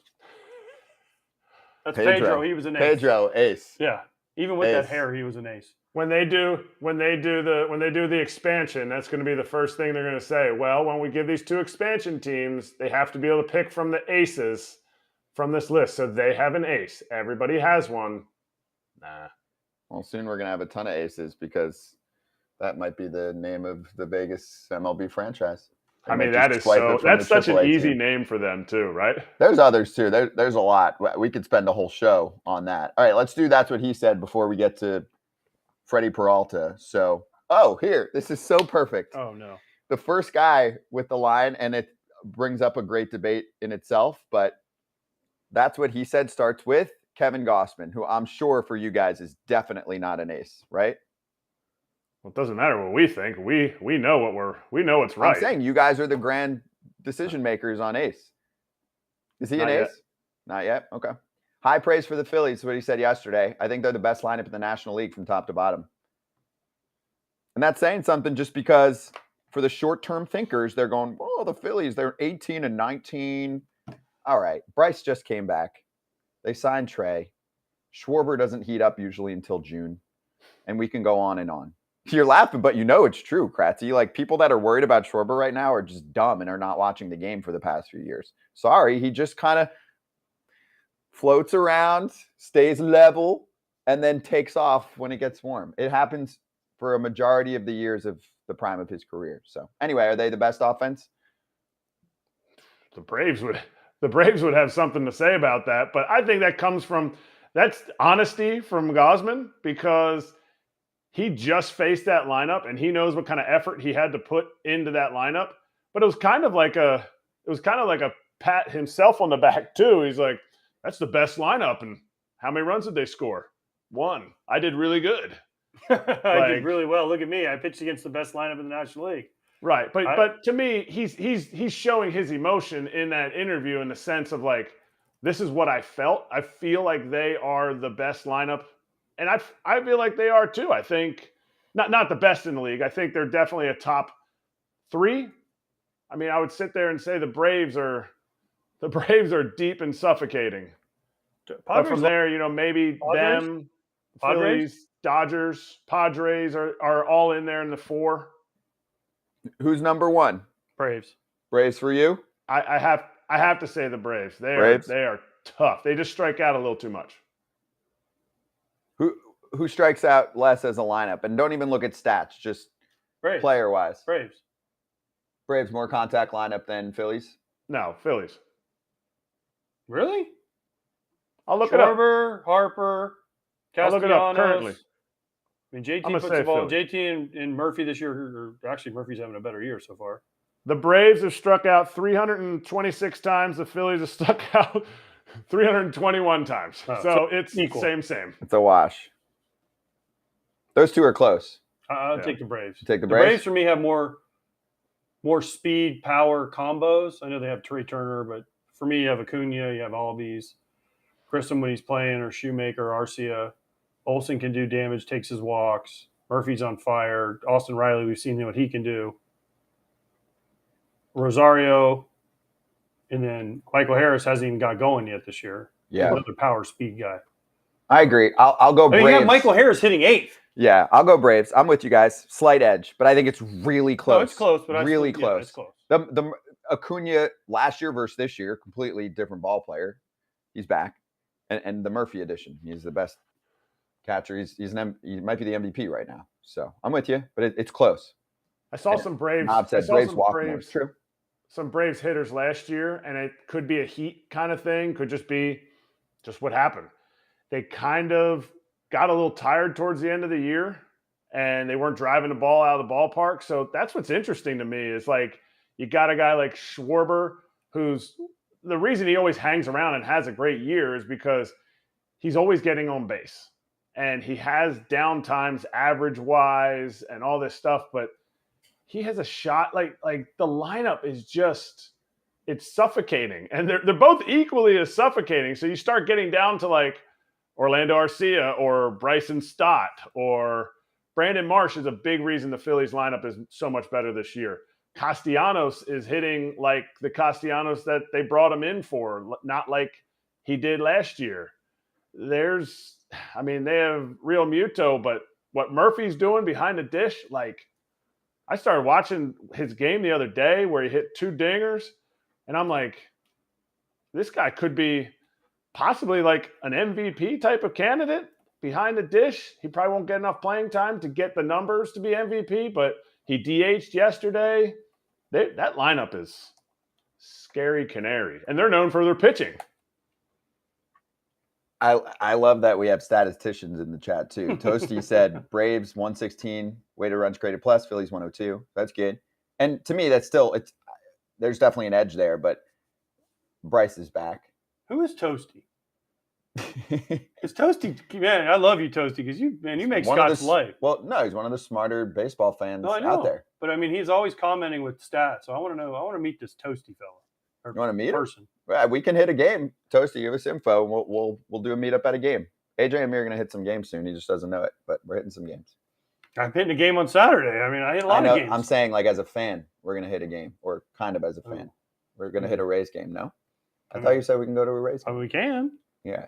And hand out 7 pamphlets for people to watch Foul Territory at a Rays game. Yeah. Well, we're going to go when the Red Sox or Yankees are in town, so there's a big crowd. Yeah. Also, though, if you're going, like you're a diehard, because that means you are weathering the conditions of being in the world's weirdest basement to watch a baseball game. True. Just saying. All right, one more. So they're the Orlando Rays. Actually, 2 more. Yeah, exactly. Dreamers. Oof. We That's a bad name. It's a bad name. Thank you. But listen, they're having a dream, so they're dreaming. I know, but come on. We can do so much better than that. They'll do better. Trust me. When they get the team, it'll change. When they ruin a team, it'll change. I mean this as a resident. Orlando's cooler than that. Dude, it's just an idea. Orlando actually has some swag, sneaky swag. We're just spitballing here. Pat Williams just spitballing. Did you say Can cheeky swag? No, sneaky swag. Like Oh, I'm saying, like, sneaky. I was like Orlando is not dorky enough to say we're the Orlando Dreamers. Join us today. Like, no, we're better than that. We have on the name. raves. Scott's been to some raves here. Orlando Ravers actually is a pretty cool name. This is the potentially the rave capital of the East Coast. I would say it's between here and New York, and trust me, I would know. I'll take your word on that one. I don't usually hit a lot of raves. Their games will start at 1 a.m. That'd be a home field advantage for sure. I would just love constant, that. just Give me one 1 a.m. game in my life. By the time, in a few years, Foul Territory might be able to sponsor something like that. The league would never go for it. Michael Brantley. Chandler Rome, who now works for The Athletic, great writer, said it's unclear where the Astros actually sent Brantley. Dusty Baker said he didn't know, and the team refuses to make its trainer available. Baker said he hoped Brantley could rejoin the team in Chicago this weekend. There's other exchanges too, and I might be able to just bring it up on tweets because I think I have it too. But that whole thing just, what do you mean he doesn't know where they sent him? What, they like send him to Russia? Here, let me Where give the you. heck did they send him? They sent him to either to Palm Beach where their spring training is. They sent him home, or they sent him on rehab, or they sent him to the moon. Dusty wasn't listening. Dusty wasn't listening when, you know how they have like the GM, the owner, the trainer, and everybody in there. And that, to me, that's probably what happened. Dusty's sitting there going like, did you guys talk about this? And now they asked him in the scrum, and he's like, I'm not really sure. We got a game. I was napping. I wasn't listening. Because those meetings, I'm sure those meetings can be boring and long, and you have them every day. So I have so much to say here. First off, on Dusty, I believe it was 18 or 17 Nats. I was just assigned to them for the postseason, so they got booted out. Whatever year, maybe it was NLCS. They didn't win. It wasn't the year they won. Anyway, remember the year that Strasburg like kind of was weird and didn't pitch, and then he popped back up? They were playing Chicago, I think. 16, 17. Well, because it had to be Dusty, though. It wasn't. 16 2016. 16's year the Cubs won. No, the Cubs won. Whatever. Irrelevant. Just the point was, Dusty was not always sure about like when Strasburg had thrown his bullpen and all of that. We were relying on others, if that's cool. So like we'd be like, we were trying to figure out because Strasburg was getting pushed back. There was shit going on. And we were like, did he throw a bullpen today? And he was like, yep. And then we'd go to the pitching coach. Did he throw a bullpen? Nope. He threw one yesterday. Like it was some of those going on. And I was like, all right, I'm going to you next time. So I just said on MLB that he threw a bullpen today and I'm wrong. And I went who I thought was the source. So, and he was like, yeah, my bad. It was yesterday. And he's like, I'm busy with other shit. And I'm like, no, that's fine. It's fair. So that not everyone knows everything. There's a lot going on. 2016, we were playing the Nats and I was with the Pirates. It was 1-0. We give up a pinch hit home run in the 9th inning with 2 outs. We go to the 18th inning. We're all the way in the 18th inning of a 1-1 game. And Oliver Perez is on the mound for the Nats. And Starling Marte is coming up to bat. And like our pitcher spot is the next one up, or maybe 2 up. Maybe I'm coming up after that. So it's like bad hitters coming up in the lineup. I look over and I'm thinking, you know, the game is just dragging on forever. 18-inning day game in the heat. And I look over and I'm catching the whole thing. So I'm still kind of locked in. I look over and there's Dusty. He's just kind of looking down as Starling Marte is coming to the plate. And as Oliver Perez comes set to throw the pitch, he looks up and he's like, no. Starling Marte clips him. We win 2-1 after 18 innings. It was like Dusty had checked out for I don't know how long, and he wanted to walk Starling Marte because it was clearly the play, and Marte hits a dinger, and we end up winning the game 2-1. Why are you looking at me? Okay. I don't know. I mean, I was listening to the story. It's a good story. You were typing away on your little laptop. We could do a whole show on the amount of things I do during the show, but no, that's... We don't want to show anybody what's on your laptop. It's not that exciting. wait, let me add layers to this because also people in the chat are like, Astros are weird always about like injuries and stuff. So 2 days ago, Was it Toasty again? no, Chandler Rome, who covers the team, tweeted, Michael Brantley has stopped hitting, Dusty Baker said. Baker said it's unclear when he will return. It is not a setback. And then he posted the transcript. He goes, any update on Brantley? And Dusty goes, yeah, he's still not ready, but he's close. And then they go, tomorrow not likely? And he goes, probably not. And they go, is he hitting? And they go, no, he's not hitting. And they go, has he had a setback? And they go, not really. We decided to just take it easy for a couple days. I'm okay with all this. Just be a little bit clear or lie or give me anything. All that does is bring more attention to it. So now in Houston, everyone's like, what the hell is going on?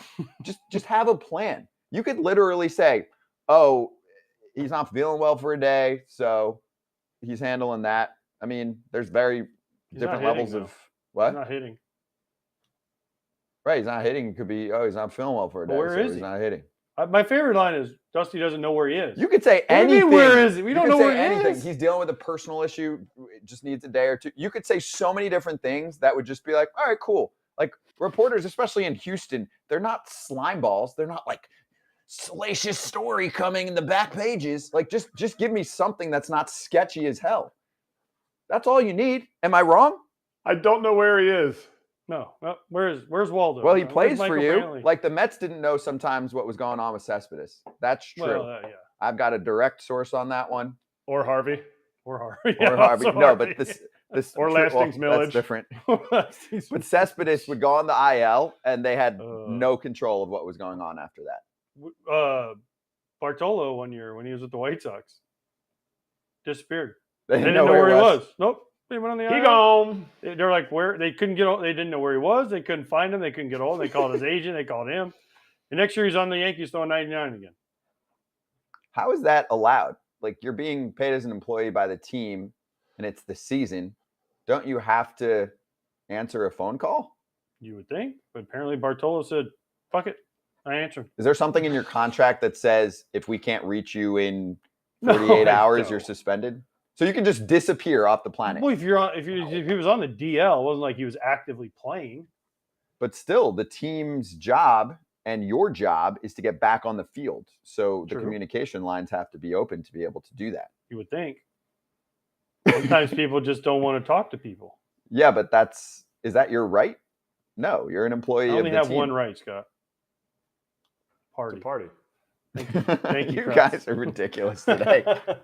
I used to when I would play, my phone was always on, and I felt like, oh, somebody's always going to get a hold of me. Like somebody always needs to be able to get a hold of me.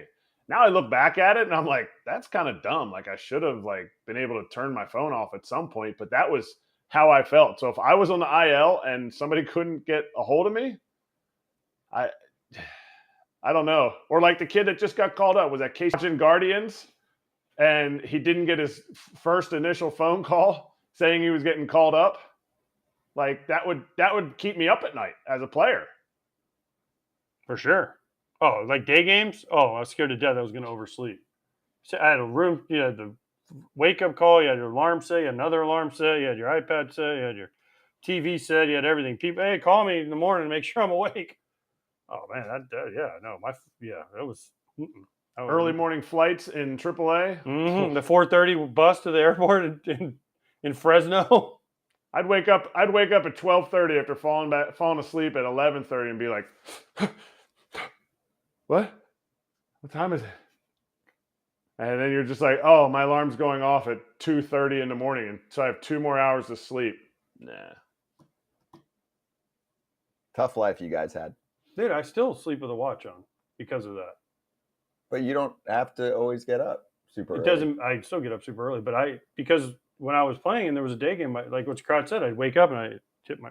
Oh, okay, I got 2 more hours of sleep. Okay, and I wake up 20 minutes. Oh, I still have an hour and a half. Oh, constantly afraid of being late. Constantly afraid of missing something. Constantly afraid of missing the bus, missing a game, especially a day game.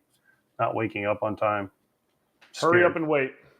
Baseball. Become really good at wasting time as a baseball player. Tell him, Kratz. Yep, that's why I love the COVID season. No wasted time. They didn't let you hang out with each other. So it was like, oh, come in, get your work in. Oh, wait, like I can leave? I don't have to watch 6 other rounds of BP? No, we want you to get out of here. We don't want you to get the 1-9er. All right, see you later. First dude on the planet to say that's why I loved the COVID season. and I lived at, there were so many great things about the COVID season for me. I lived at home. I had to play for I was on the team for a month and a half, and I got almost a full year of service time for a guy who's just like scratching and clawing trying to get my service time. Every day was like 2.7 days of service time. Thank you very much. Easy. No fans to boo me. You were definitely going to the stats, or you had some numbers that you were tracking where you're like 2.7 and add 2.7. Did you have like an Excel sheet with your days? I didn't have an Excel sheet, but I was looking on the MLB PA app all the time, like just looking it up. We were in San Diego for the bubble tournament, whatever you want to call it, the ALCS, and it was just me and Cashman up in the suite eating where they had us eat our pregame food since it wasn't allowed to eat it in the locker room. And I looked, Cashman was there. I said, hey, Cash, I said, now that I reached my 6 years of service, is there any chance that I'm going to get a qualifying offer? And he's like, we'll put it on the table. I was like, all right, you're saying there's a chance. You didn't have some like funny line at you like AJ Preller did to Joe Musgrove the other day where he was like, good thing you pitched in Mexico after you signed that contract extension. No, I think I caught him off guard because he probably didn't think I had enough service either. I don't know if you were getting that qualifying offer, but I wouldn't have turned it down. And one more on that's what he said. So, and this was weird, and we might need the Foul Territory fam to help us out with more context here. But apparently after the game, Jeff McNeil spoke to reporters about fans that were heckling him, like, but going way too far. They threw baseballs at him. And he said that should never happen at a major league game. And there was a follow-up tweet from a fan who said he was there, where this was so bizarre in person. They kept heckling him loudly. Even when he was at bat, you could see steam coming off Jeff, even as he tried ignoring it. Not sure where the hell security was, but even the Reds fans in my section were pissed off by those fans in the outfield. Now, you can heckle during at bat, but you can't throw baseballs at a player on the field. Like, that's a crime. Mm-hmm. You're going to prison for that. Don't throw stuff. Throwing a baseball? Don't throw anything at a player. Kidding me? You're an idiot if you throw something at a player. And you should go to jail for a while. Okay, well, you're still an idiot. Now you're just an idiot in jail. Yeah, you should, dude. You should no throwing stuff at players. No, why? If you're at a job, if you're at your day job, I can't go in there and start throwing hot dogs at you. No, number one, it's a crime. Number two, you should never be allowed back in a ballpark. It's one and done, one time in my mind. Was it a giveaway? Were they giving baseballs away? Why are you bringing a baseball to a game? Maybe they caught one, or they're trying to get. And they're throwing it at him? I don't know. I mean, we're gonna have Jeff on, obviously, again, probably in a week or two or less, and we'll ask him about it. But you get you have to be wasted to go to a Reds game. You said that toasty? No. Oh, Knob. You're making fun of my K-N-O-B? friends in the chat. Why don't you join the chat? Knob? You won't. Knob? No. N-O-B. Oh. I can't say that. By the way, just for clarification, because we want to be straight up always, Freddie Peralta had some connection issues, so I think we're going to boot him until tomorrow or Monday or something, but still scheduled to have Zac Gallen joining us soon. So just letting everyone know. While we have a moment, can we run our locks? Hold on, I just do have this quick comment on the throwing the baseballs. Cubs fans throw baseballs back every time.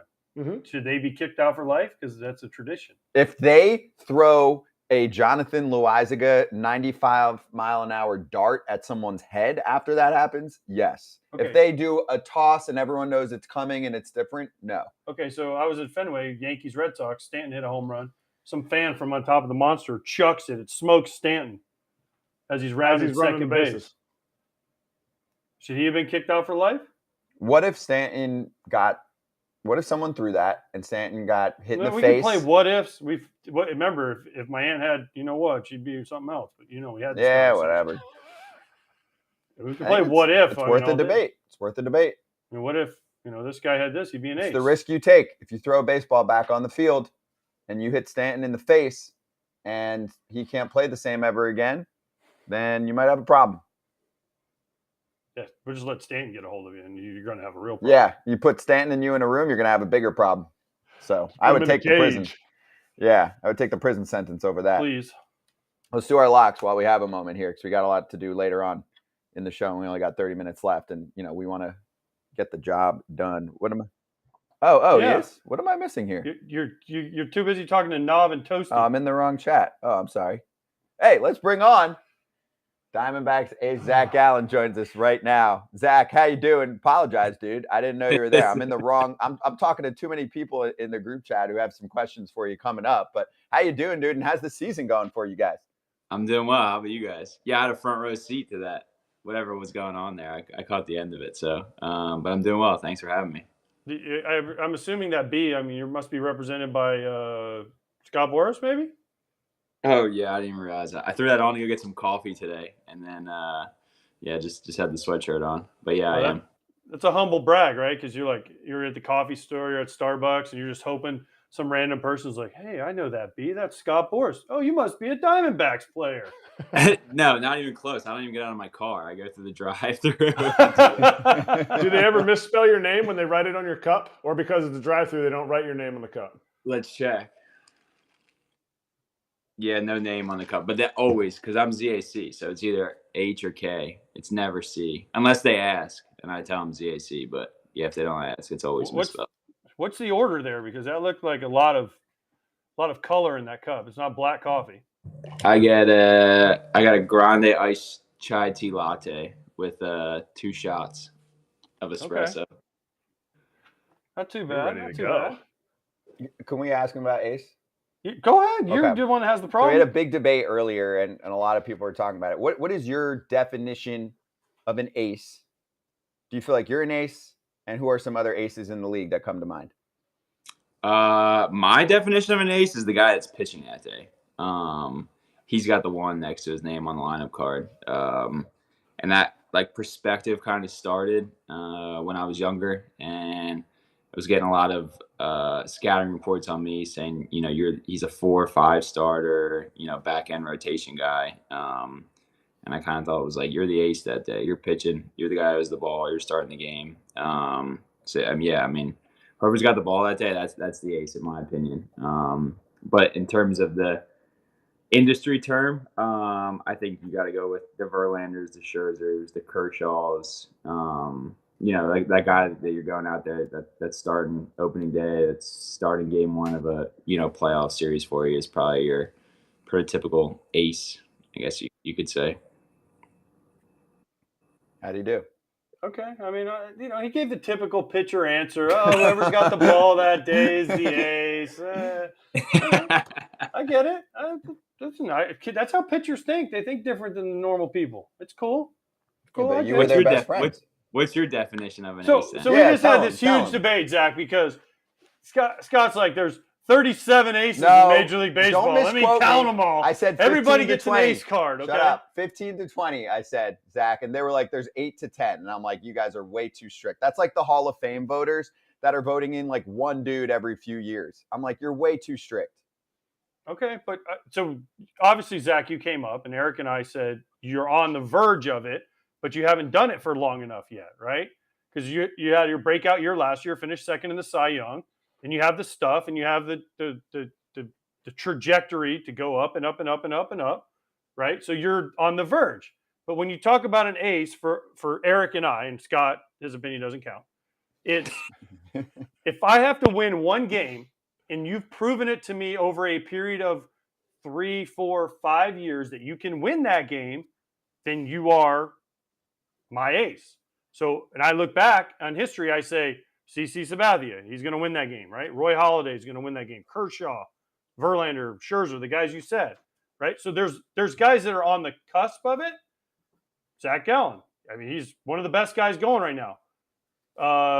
Who's another one? Sandy, even Sandy. Throw Sandy in there.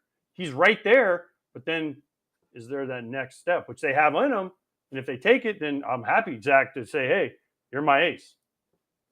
I think I could agree with that. There's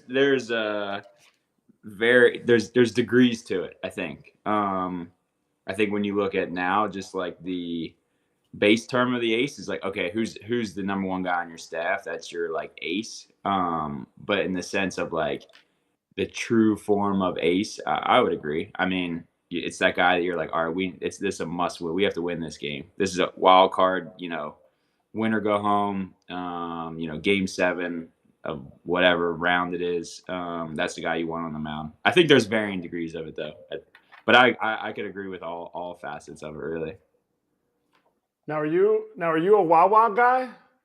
Yeah, I am a Wawa guy, big time. I was more so when I was like home. I mean, I haven't really spent that much time at home now. But yeah, I was a big Wawa guy. Big Italian hoagie from Wawa, little sweet tea, and some Hers salt and vinegar chips. Yeah, you gotta get them all in there. So does that make were you a Phillies fan then growing up, or was that not your thing? I was a Cardinals fan. I grew up. McGuire was on TV hitting a home run at night, so I was like, I want to be Mark McGuire as a kid. Wore 25. And the Cardinals were good too, so it kind of worked out perfectly.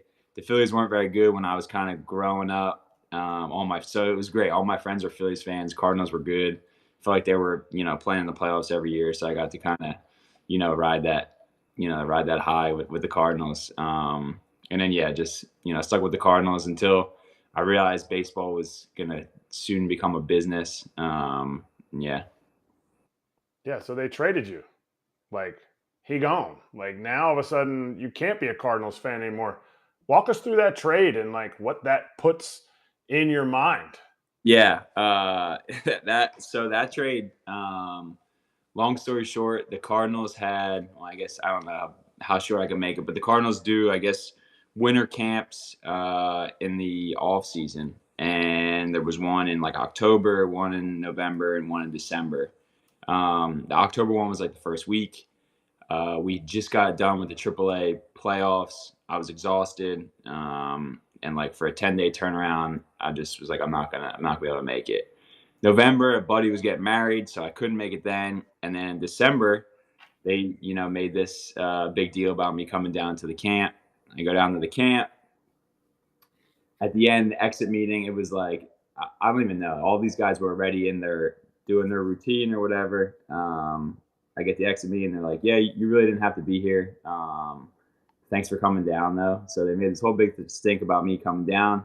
And on the way home, they traded me. in the Charlotte airport on the connector, I got the text. It was like, yeah, you got traded to Miami. So I guess they weren't too happy about me not wanting to go to the winter workout camp, and they traded me. Do you think that's why they traded you? Because you didn't go to a winter workout camp? I don't know. It was because they just were like, hey, we like Marcell Ozuna is going to climb a wall to try to rob a home run that bounces on the warning track a couple times. I don't know. If you know the Cardinals, they got their certain ways about how they go about some things. And I don't think they loved the fact that I kind of was – I mean, listen, I'm not saying don't go to camps for all minor leaguers out there, but my thought was like, I just got done playing the season, and I'm going to handle my business in the offseason, and you're not paying me in the offseason. So it's like – I can't make the camp, and I got down there. It was a weird vibe, really, honestly. It was like we kind of got to the point where it was like, all right, we'll kind of compromise with you, and all right, I'll go for 2 days. And I thought I was like, all right, I'll go down to Jupiter. It'll be nice. The weather will be great. Like, but mind you, I wasn't throwing yet. I was probably in about a month into my workout plan, and just like. Went down there, it was 40 degrees, didn't play catch, just kind of watched a lot of those guys do that stuff. It was like just being there and doing like some testing and whatnot. It was an interesting 72 hours, I could say, for sure. So essentially the Cardinals were trying to make you go to like all these travel teams have to in high school, or think they have to in high school, like, hey, come down and run a sprint when you haven't run any sprints. Like what you're saying is like super great for youth sports. Like it's okay to not like bend the knee as long as what you said, you're getting your work in. Yeah, like I'm handling my business, so it's like, and that's the thing. Like now, maybe I wasn't in the org long enough for them to understand that. But I don't know. I mean, yeah, I just every offseason handling my business, went through doing my workouts, just like taking my process the way I've been doing it since even in college. And I'm like, I've had success in college, so like what I been doing clearly works. But it wasn't good enough for them, so then they they shipped me out. I remember sitting in the Palm Beach airport too with a bunch of the other guys. We all kind of had flights around the same time, and Sandy's name was the name that was up. It was the Cardinals are getting Marcell Ozuna for Sandy, and rumored to be 3 more prospects. And we all kind of looked at each other like, man, that sucks to be one of those guys. And then sure enough, it was me.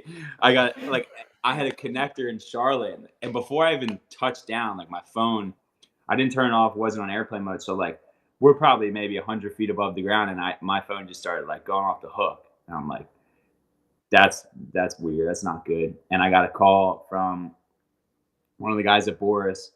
It was a voice. I let it go to voicemail because I just wanted to hear because I was on the plane still, and I hear it, and it's like, hey, I'm sure you saw the news. And before I contacted anyone, I went on Twitter to see what was going on. I searched my name, and sure enough, it was like traded. And I had a lot of people reach out saying, they were kind of, I don't know if sympathizing is the right word, but they knew I was a Cardinals fan. So, and, they were kind of like, hey, I'll be all right.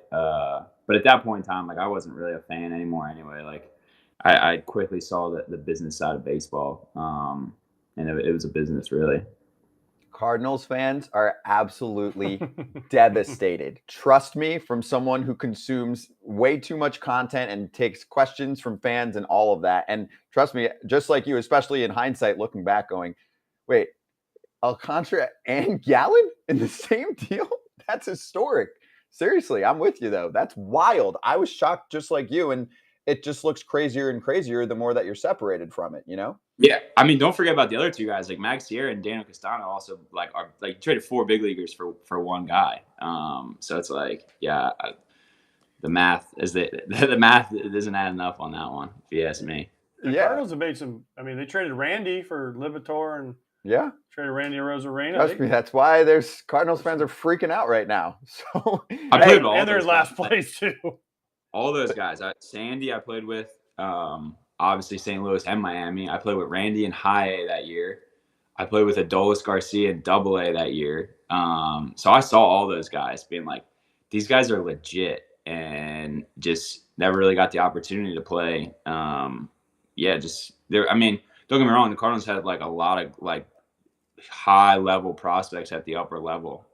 So those guys were just kind of blocked. But I remember seeing those guys being like, yeah, these guys are unbelievable. I haven't seen anything like it. And they moved them, and those guys got opportunities to play. And you see what they're doing with their opportunities now.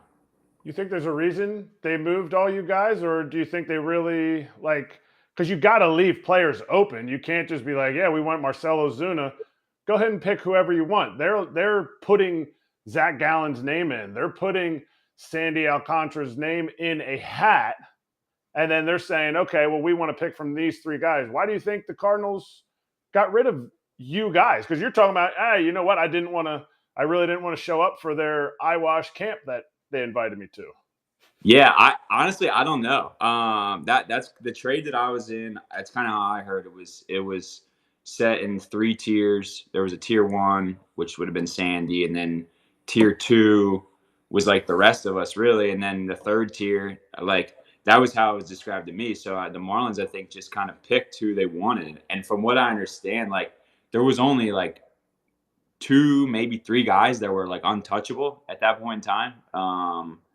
And now this could be totally wrong, but that's just how I heard it. And I think it was more so the Marlins were like, yeah, like we'll take this guy, this, and this. I don't know why they'd want to move us. Like me growing up a Cardinals fan, I kind of saw how their pitching was molded. It was for the most part college performers that like knew how to pitch, like kind of pitch to contact. So like I'm like, all right, I'm right in the sweet spot of what they're looking for as a pitcher. But not to say I would have been untouchable at the time. I mean, I'd only spent a year and a half in their organization and in pro ball. So like it's kind of we're not really sure what we're going to get out of them. But yeah, so I don't know. It's probably didn't fit into the Cardinal way as you guys hear about and whatnot. But yeah, I mean, thankfully it worked out the way it did. I'm happy where I'm at in Arizona for sure. That's what I was going to say, dude. Look where you're at now. I mean, life is good. You're pitching well. You're on a super competitive ball club right now this season. So I wanted to know on the other side of this, as we've talked about you a lot, and not only want to get your name out there, but your personality, which is important. And that's what we're doing on this show. Guys that can really talk the game and just also have real conversations. Scherzer's on here a lot, and Musgrove the other day. Someone like you came to mind as well. On the other side of that, for awards balloting, I think it was like 2 or 3 days ago, there was a story out and you were talking about things that motivate you and kind of being under the radar, whether it has to do with you being young in your career or pitching in Arizona. Do you pitch with a chip on your shoulder based on like Cy Young results? Yeah, that's just Cy Young results is just another like topic on the ice cream, I guess you could say. Being from the Northeast, I've always had a chip on my shoulder. It's like that's just kind of the way. Don't even hold on. Don't even start with the jersey. Stop. Let him I'm go. from Jersey. That's right. I got Scott from Jersey. I got Kratz from Jersey. I got Todd Frazier. Stop with the Jersey. Now go ahead. You talk enough on this show. Let him go. I don't want to hear that's the Jersey. right. Chip on my shoulder. This is the thing. In New Jersey, you grow up and you hear, you guys only get to play 6 months of the year. You're going to go to Georgia and Florida and play these guys that, play all year round and whatnot. And it's like, all right, fine. It's so like you just kind of have to prove. I guess the thing in Jersey is like almost put your money where your mouth is. So it's like you always have this chip on your shoulder. It's like, all right, I'm gonna prove you. I'm gonna prove you wrong. So yeah, that's kind of how I've always been, but just adding fuel to the fire, bulletin board material, whatever it is. So yeah, am I consciously thinking about who left me off the ballot when I'm out there? No. But when I need that, maybe that extra 1% that day or whatever it is, it's definitely not far out of my thought process for sure. I got a screenshot on my phone. It's in my photo album for sure. Wow. Okay. I love that. Who voted for him? You want me to check? I could find it. Let's see. Hell yeah. Right. That's what this is for. Because I read, and I love that, because like you got to have your motivations. I was reading the article the other day and said I'm always vindictive, looking for a way to provide some revenge. It's good shit. You had a chip from stuff. Always. Yeah, but I wasn't from Jersey, so I can't say that. Oh, stop. Let him find, because that's the I'm good all stuff. for it. What was your chip while he's looking for it? I hated everybody I played against. Boom. That's a big chip. Yeah. All right. That's really good. I don't know if I want to go. You can get. I don't know if I'll name names, but Okay. I'll say where the writers are from. There's. Then we can pick them out. Yeah, you could probably pick them out. There's 2 writers in Chicago who didn't give me a vote. Let's see. There's a writer in LA that looks like didn't give me a vote. I can't even say writer. A writer in 2 writers in Miami didn't give me a vote. New York.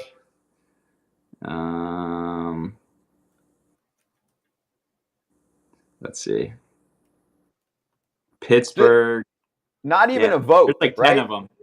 I have the whole list, so I can see who did vote for me. Where I like the results, and then I saw who didn't vote for me. But yeah, there's a few ballots with my name not on it. Why do you think that is? Because also, just to inform everyone, is it 5 or 10 you get for Cy to put on the ballot? Is it 5? Your top 5? Yeah. So those are people that didn't put you in their top 5. Why do you think that is? Because obviously, numbers wise, and I can throw a few things out there, that wasn't necessarily the case, and it's tough. I mean, you're a writer, you're covering one team. That's why it's always weird. I'm not shitting on writers voting for things. I'm just saying it can be tough sometimes if you're covering a team that's not in the division of the Diamondbacks, or obviously the Diamondbacks didn't make the playoffs that last year. That has nothing to do with the Cy Young Award, and maybe they just weren't paying attention. Yeah, I mean, I get it. I mean, there's definitely like if I think it's hard when it comes to like the 4th and 5th place vote. Let's say you're in a city where you have an ace, a guy that's like a legit top of the line guy, and you get to see him more often than you would see me. Whether it's an American League city where you don't see me at all, or a National League city where you might see me once or twice, you might give the nod to that guy, and I get that for sure. But yeah, I don't know. I mean, the only other thing I can think of is that like I kind of had I went on a skid probably from end of May, middle of May to like June, middle of June, like right on getting close to the All-Star break. But yeah, my thought was like, all right, Sandy's gonna win it. He from wire to wire, this guy was gonna win the Cy Young. He was the most dominant pitcher in the National League, and there was never a question of getting that first place vote. But I definitely thought there was some valid reasons for getting either a 4th or a fifth place vote, for sure. Yeah, they just don't see you enough, honestly. Yeah, that's to me. That's the bottom line is teams outside of your division, writers, and shame on the writers on the West Coast in your division, in LA and San Diego, the ones that you said didn't vote for you, because that's just bad writing, and that's just not paying attention. For me, and look, I work on Fox. I've never done a Diamondbacks game, and we do games every Saturday. I've never done a Diamondbacks game. I've worked for them since 2016. You need to request one. I have, but 1 year in 2020, I was going to do one. We got COVID, and they said, well, doing a Diamondbacks game. I pissed a Fox game during COVID. I actually just saw the clip of it, and they had the fake fans in the outfield. I was like, I can't believe this is something that we went through. Like, that is just crazy. Just like virtual fans in the outfield. I was like, this is I remember we had meetings. And they're like, we're going to show you something. What are you going to show us? We put fake fans in the outfield. What? And they were so proud of like the little, look like video game people in the outfield. It was great. I thought it was cool. I thought it looked cool. I mean, I thought still doing that with the A's. Oh my god! Faking fans. Oh my god! They are. I will say when people when people were buying the billboard, like not billboards, but like the cardboard cutouts of themselves and putting them up in the bleachers, like you could do whatever. I don't even know. There was a couple funny ones we found. Like somebody bought a cardboard cutout of Dave Portnoy. So like we're in San Francisco, and just the food room they put out in the right field, whatever that kind of speakeasy is. So we walked out there, and I'm walking, and he's probably like the cardboard cutout is probably 5 rows up, and I'm looking, and I'm going, is that like Prez? Did he buy? And then you look on the thing, and somebody else bought it. I like tweeted it out. He was like, that wasn't me. I didn't buy it. Like you'd find some funny like cardboard cutouts that people would send in. So you kind of have to make light of the situation. But there was definitely some character. I had a couple of those now. What, the cutouts? Yeah, the cutouts were awesome. I remember because I have mine in here. One of them they sent me. The coolest thing was because I would be at ballparks sometimes, going and just like chilling with the cutouts and taking pictures. Those are some of my favorite pictures. Like playoffs too, where you were, Kratzy. I was 2020. No, wait, never mind. I was in Houston, at least for part of it for 2020 playoffs, and I'm there, and it's full of cutouts, and I'm just chilling with the cutouts, taking pictures. It was awesome. Wait, I want to ask you though, because we're going over. Hey, like people need to see you more. So how does Corbin Carroll get himself a Rookie of the Year if he keeps this shit up too? I think Corbin Carroll has the press already kind of in tune to him. I think it helps being I think he was number 1 prospect, number 2 prospect in baseball. I think a lot of people were already kind of aware of who Corbin is. But yeah, I mean, it's definitely going to be a struggle for sure. I mean, you get a guy, playing in a bigger market that's having a really good year. You're going to have a lot of the national kind of notoriety to that guy. But Corbin's an unbelievable player. I mean, the way he goes about his business, just as a young guy, just the way he studies the game, the way he's just trying to, everything you hear about a true professional, he's doing it at a very young age.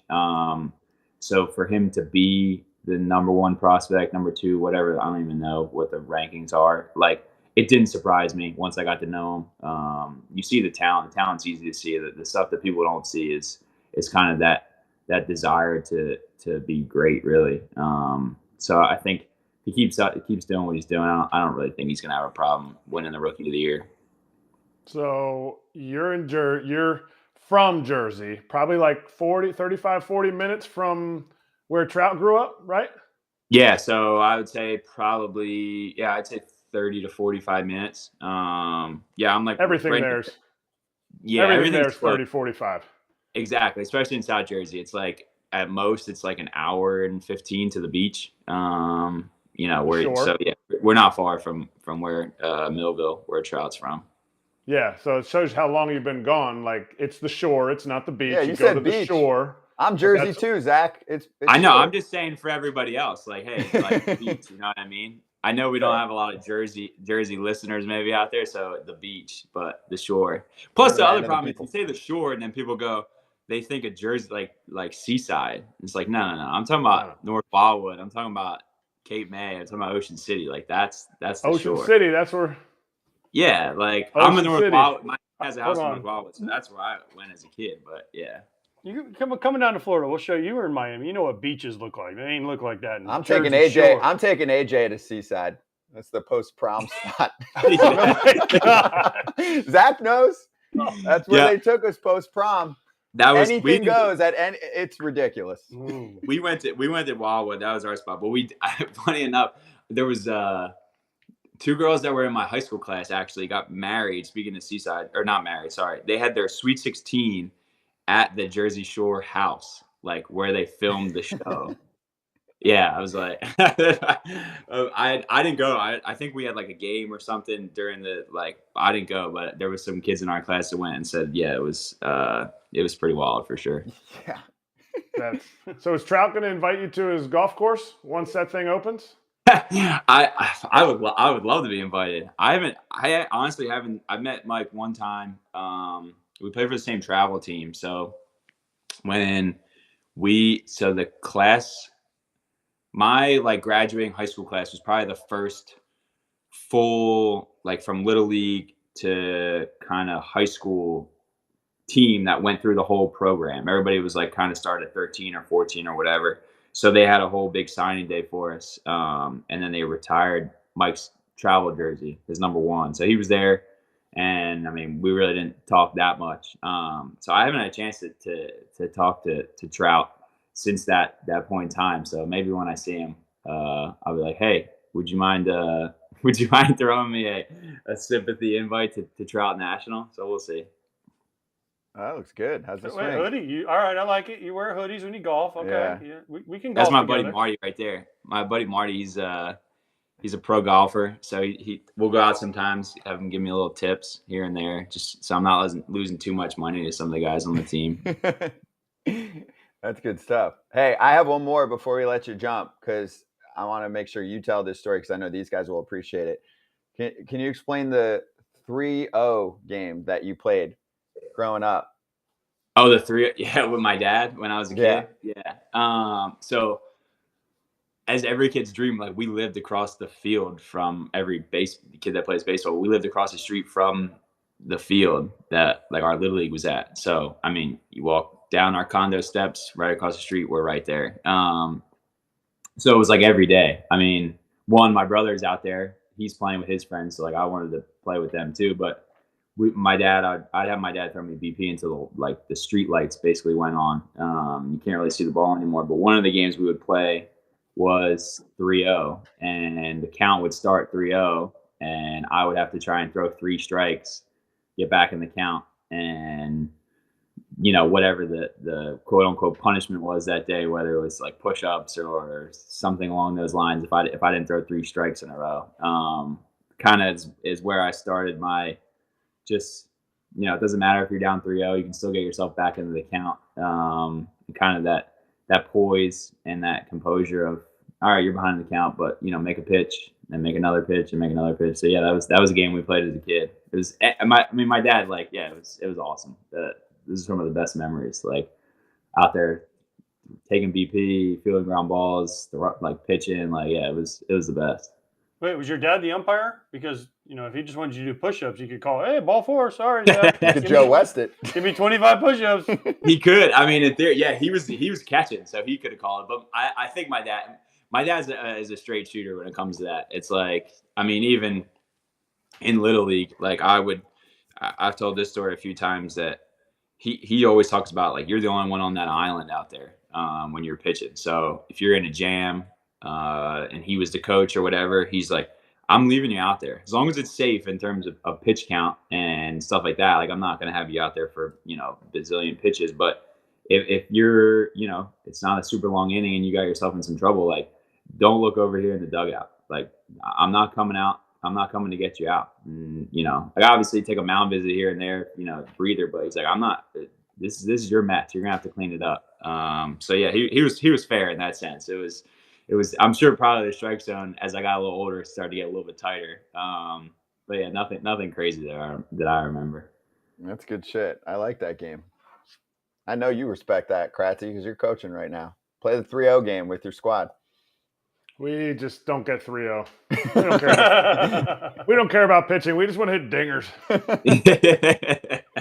Yo, run this Dingers back. and bat flips, right?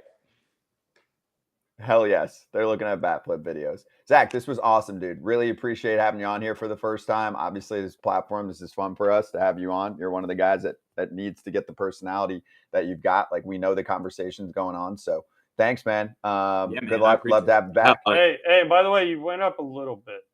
For what? For the ace talk. The ace talk? Oh, AJ's strict ace qualifications. Me and Kratz. Look, Kratz agrees. He went Get up off my lawn, ace talk. Oh, I respect that. I mean, these are guys that played a long time that caught some of the best pitchers this game has seen. So I respect it. I mean, they give me something to work for and just put you on the bulletin board. That's fine. No, we just made his phone. You're on the phone. We're on the phone. Dang it! Wait for the phone. Okay, go ahead now. Take a picture so you remember us.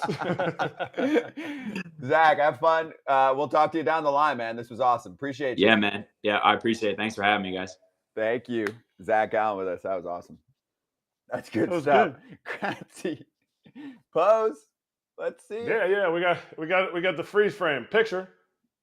There was great chatter going on too, because I was asking some of the guys and girls that were better at stats than I am, like Gallen this year, 2.4 WAR. That's number one over Strider and Wheeler and everyone else, and going over some of the stats over the last couple of years too, including last year. So like ERA plus. You guys okay with ERA plus?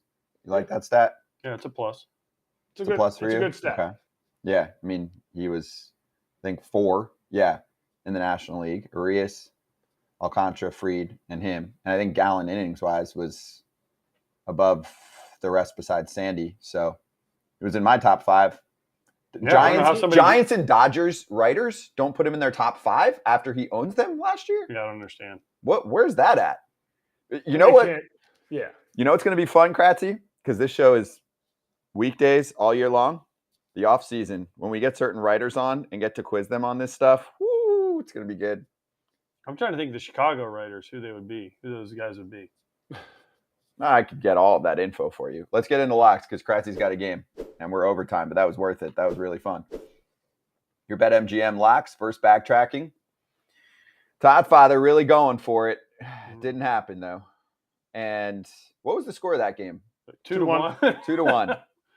Damn, Todd Father.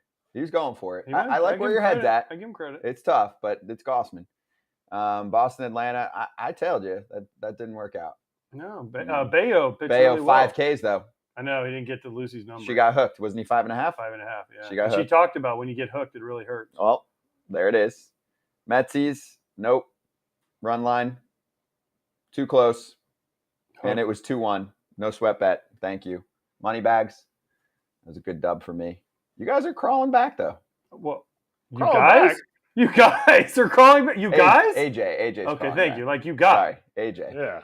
You guy. AJ, You guys. you It's guy. not crawling anywhere till today. Yeah. Oh, All we're right. going Taking a big? leap. Your BetMGM I don't even remember who I lock picked. That was so long for ago. Thursday night. So, we're going to call it locks of the night from now on. We're changing it. I officially declare blocks of the night because we don't do day games. So sometimes people we are working with a little bit of a tougher spread. These are for the grinders that are either watching the show and or working and doing whatever they're doing. And then you kick back and you want to enjoy a night game and be like, yo, where am I getting after it? It's harder to do than picking from the full slate because we're on during the day. So anyway, Kratz, you go first because it's a unique one for your lock. No run first inning for the Yankees and Rays at minus 120. And this is what I'm putting down, okay? We're going 480 to win 400. Whoa. Dang. Putting down 480? 480 to win 400. Wow. Why are you Okay. so confident in the first inning not being a thing for two teams that can swing the bat, especially now that Judge is back for the Yanks? The Yankees have the least amount of first inning runs of any team in baseball.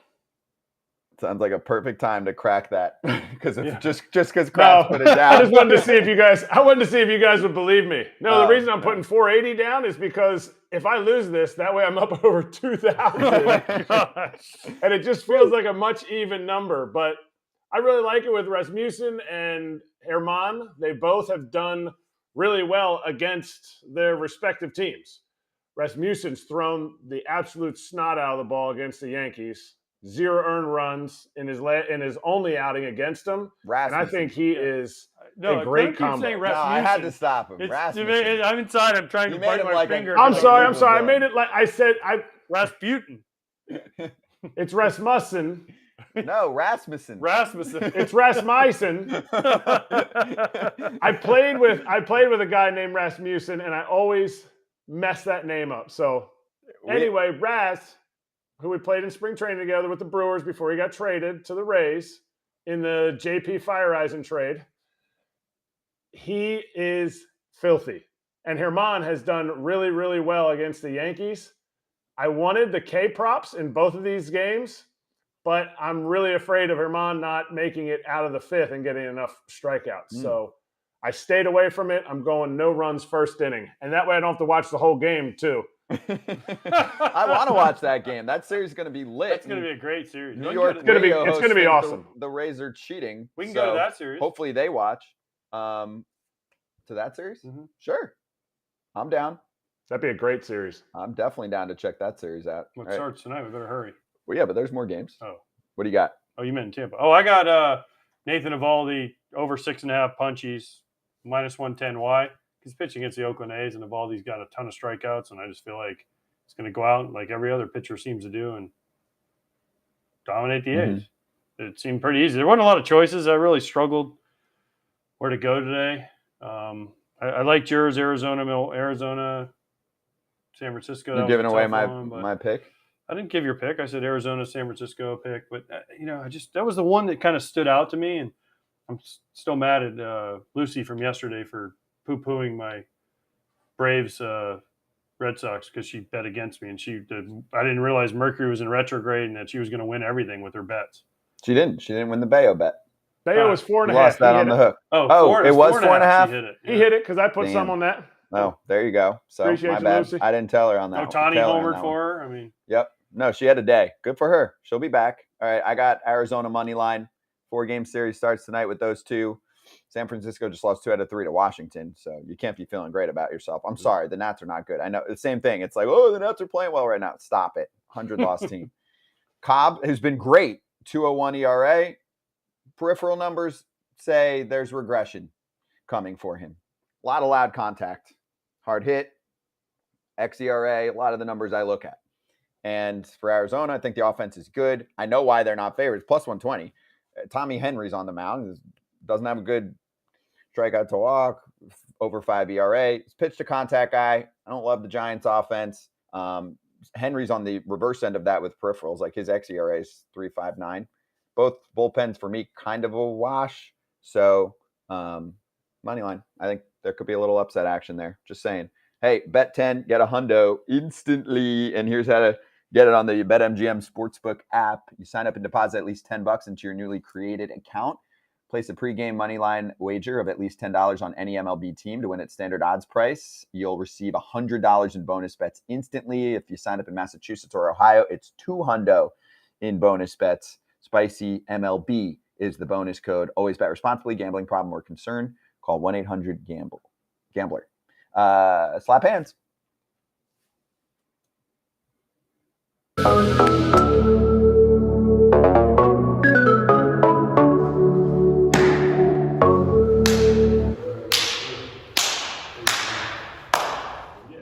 Kratz hats, run it. I thought I had sunglasses on there.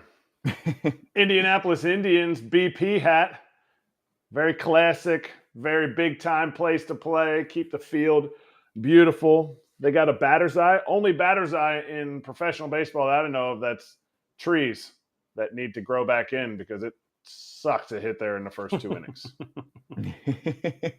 Okay. Good stuff. I have 2 things. One, we were doing some research on the Chicago writers. So Hadev Sharma from The Athletic, Megan Montemurro from the Chicago Tribune. They're both great, by the way, writers. Two of the best. They had Sandy, Nola, Rodon, Fried, Corbin Burns. There was a lot of good pitching in the National League last year. They didn't have Arias, either of them. And they didn't have Gallen. So there's a little bit of Midwest bias in that one. I guess not totally because they had Rodon, but I don't know. Whatever. Just giving you the facts. And then can we show Kratz getting famous and viral as usual? You're past 2 million views just on one TikTok alone now, but also, as Awful Announcing put out an article today, Eric Kratz blasts WFAN's Evan Roberts for Ray's cheating accusation. You're such a troll saying this. Yes. Didn't we all say that? I love that Kratz. I feel like we all kind of said the same thing, but Kratz, you know why, Kratz? Because you're on TV or on Philly radio. That's why. No, I think he deserves it. They watched our video of each of us giving our takes, and they like Kratz. He's the best. Great. Does that mean I'm the captain? Do I get a captaincy? Maybe. For me, yes, but you guys probably need what? Like 3 World Series titles and all these other accolades because, you know, you're strict about ace, you're strict about everything. Like, what do you need? I'll give you the C. That's what I got in my grades in school, too. C's. Hey, you made it here. You made it in the big leagues. You're all aces in my book. Big show tomorrow. Can't wait. Yeah, you guys have a great time. I'm out. Fraser Friday is going to be insane. Ken Rosenthal back on the show tomorrow, too. We miss Ken. Ken's back this week. Yeah, let's go. Thanks for sticking with us. And Zac Gallen was awesome. See you Friday.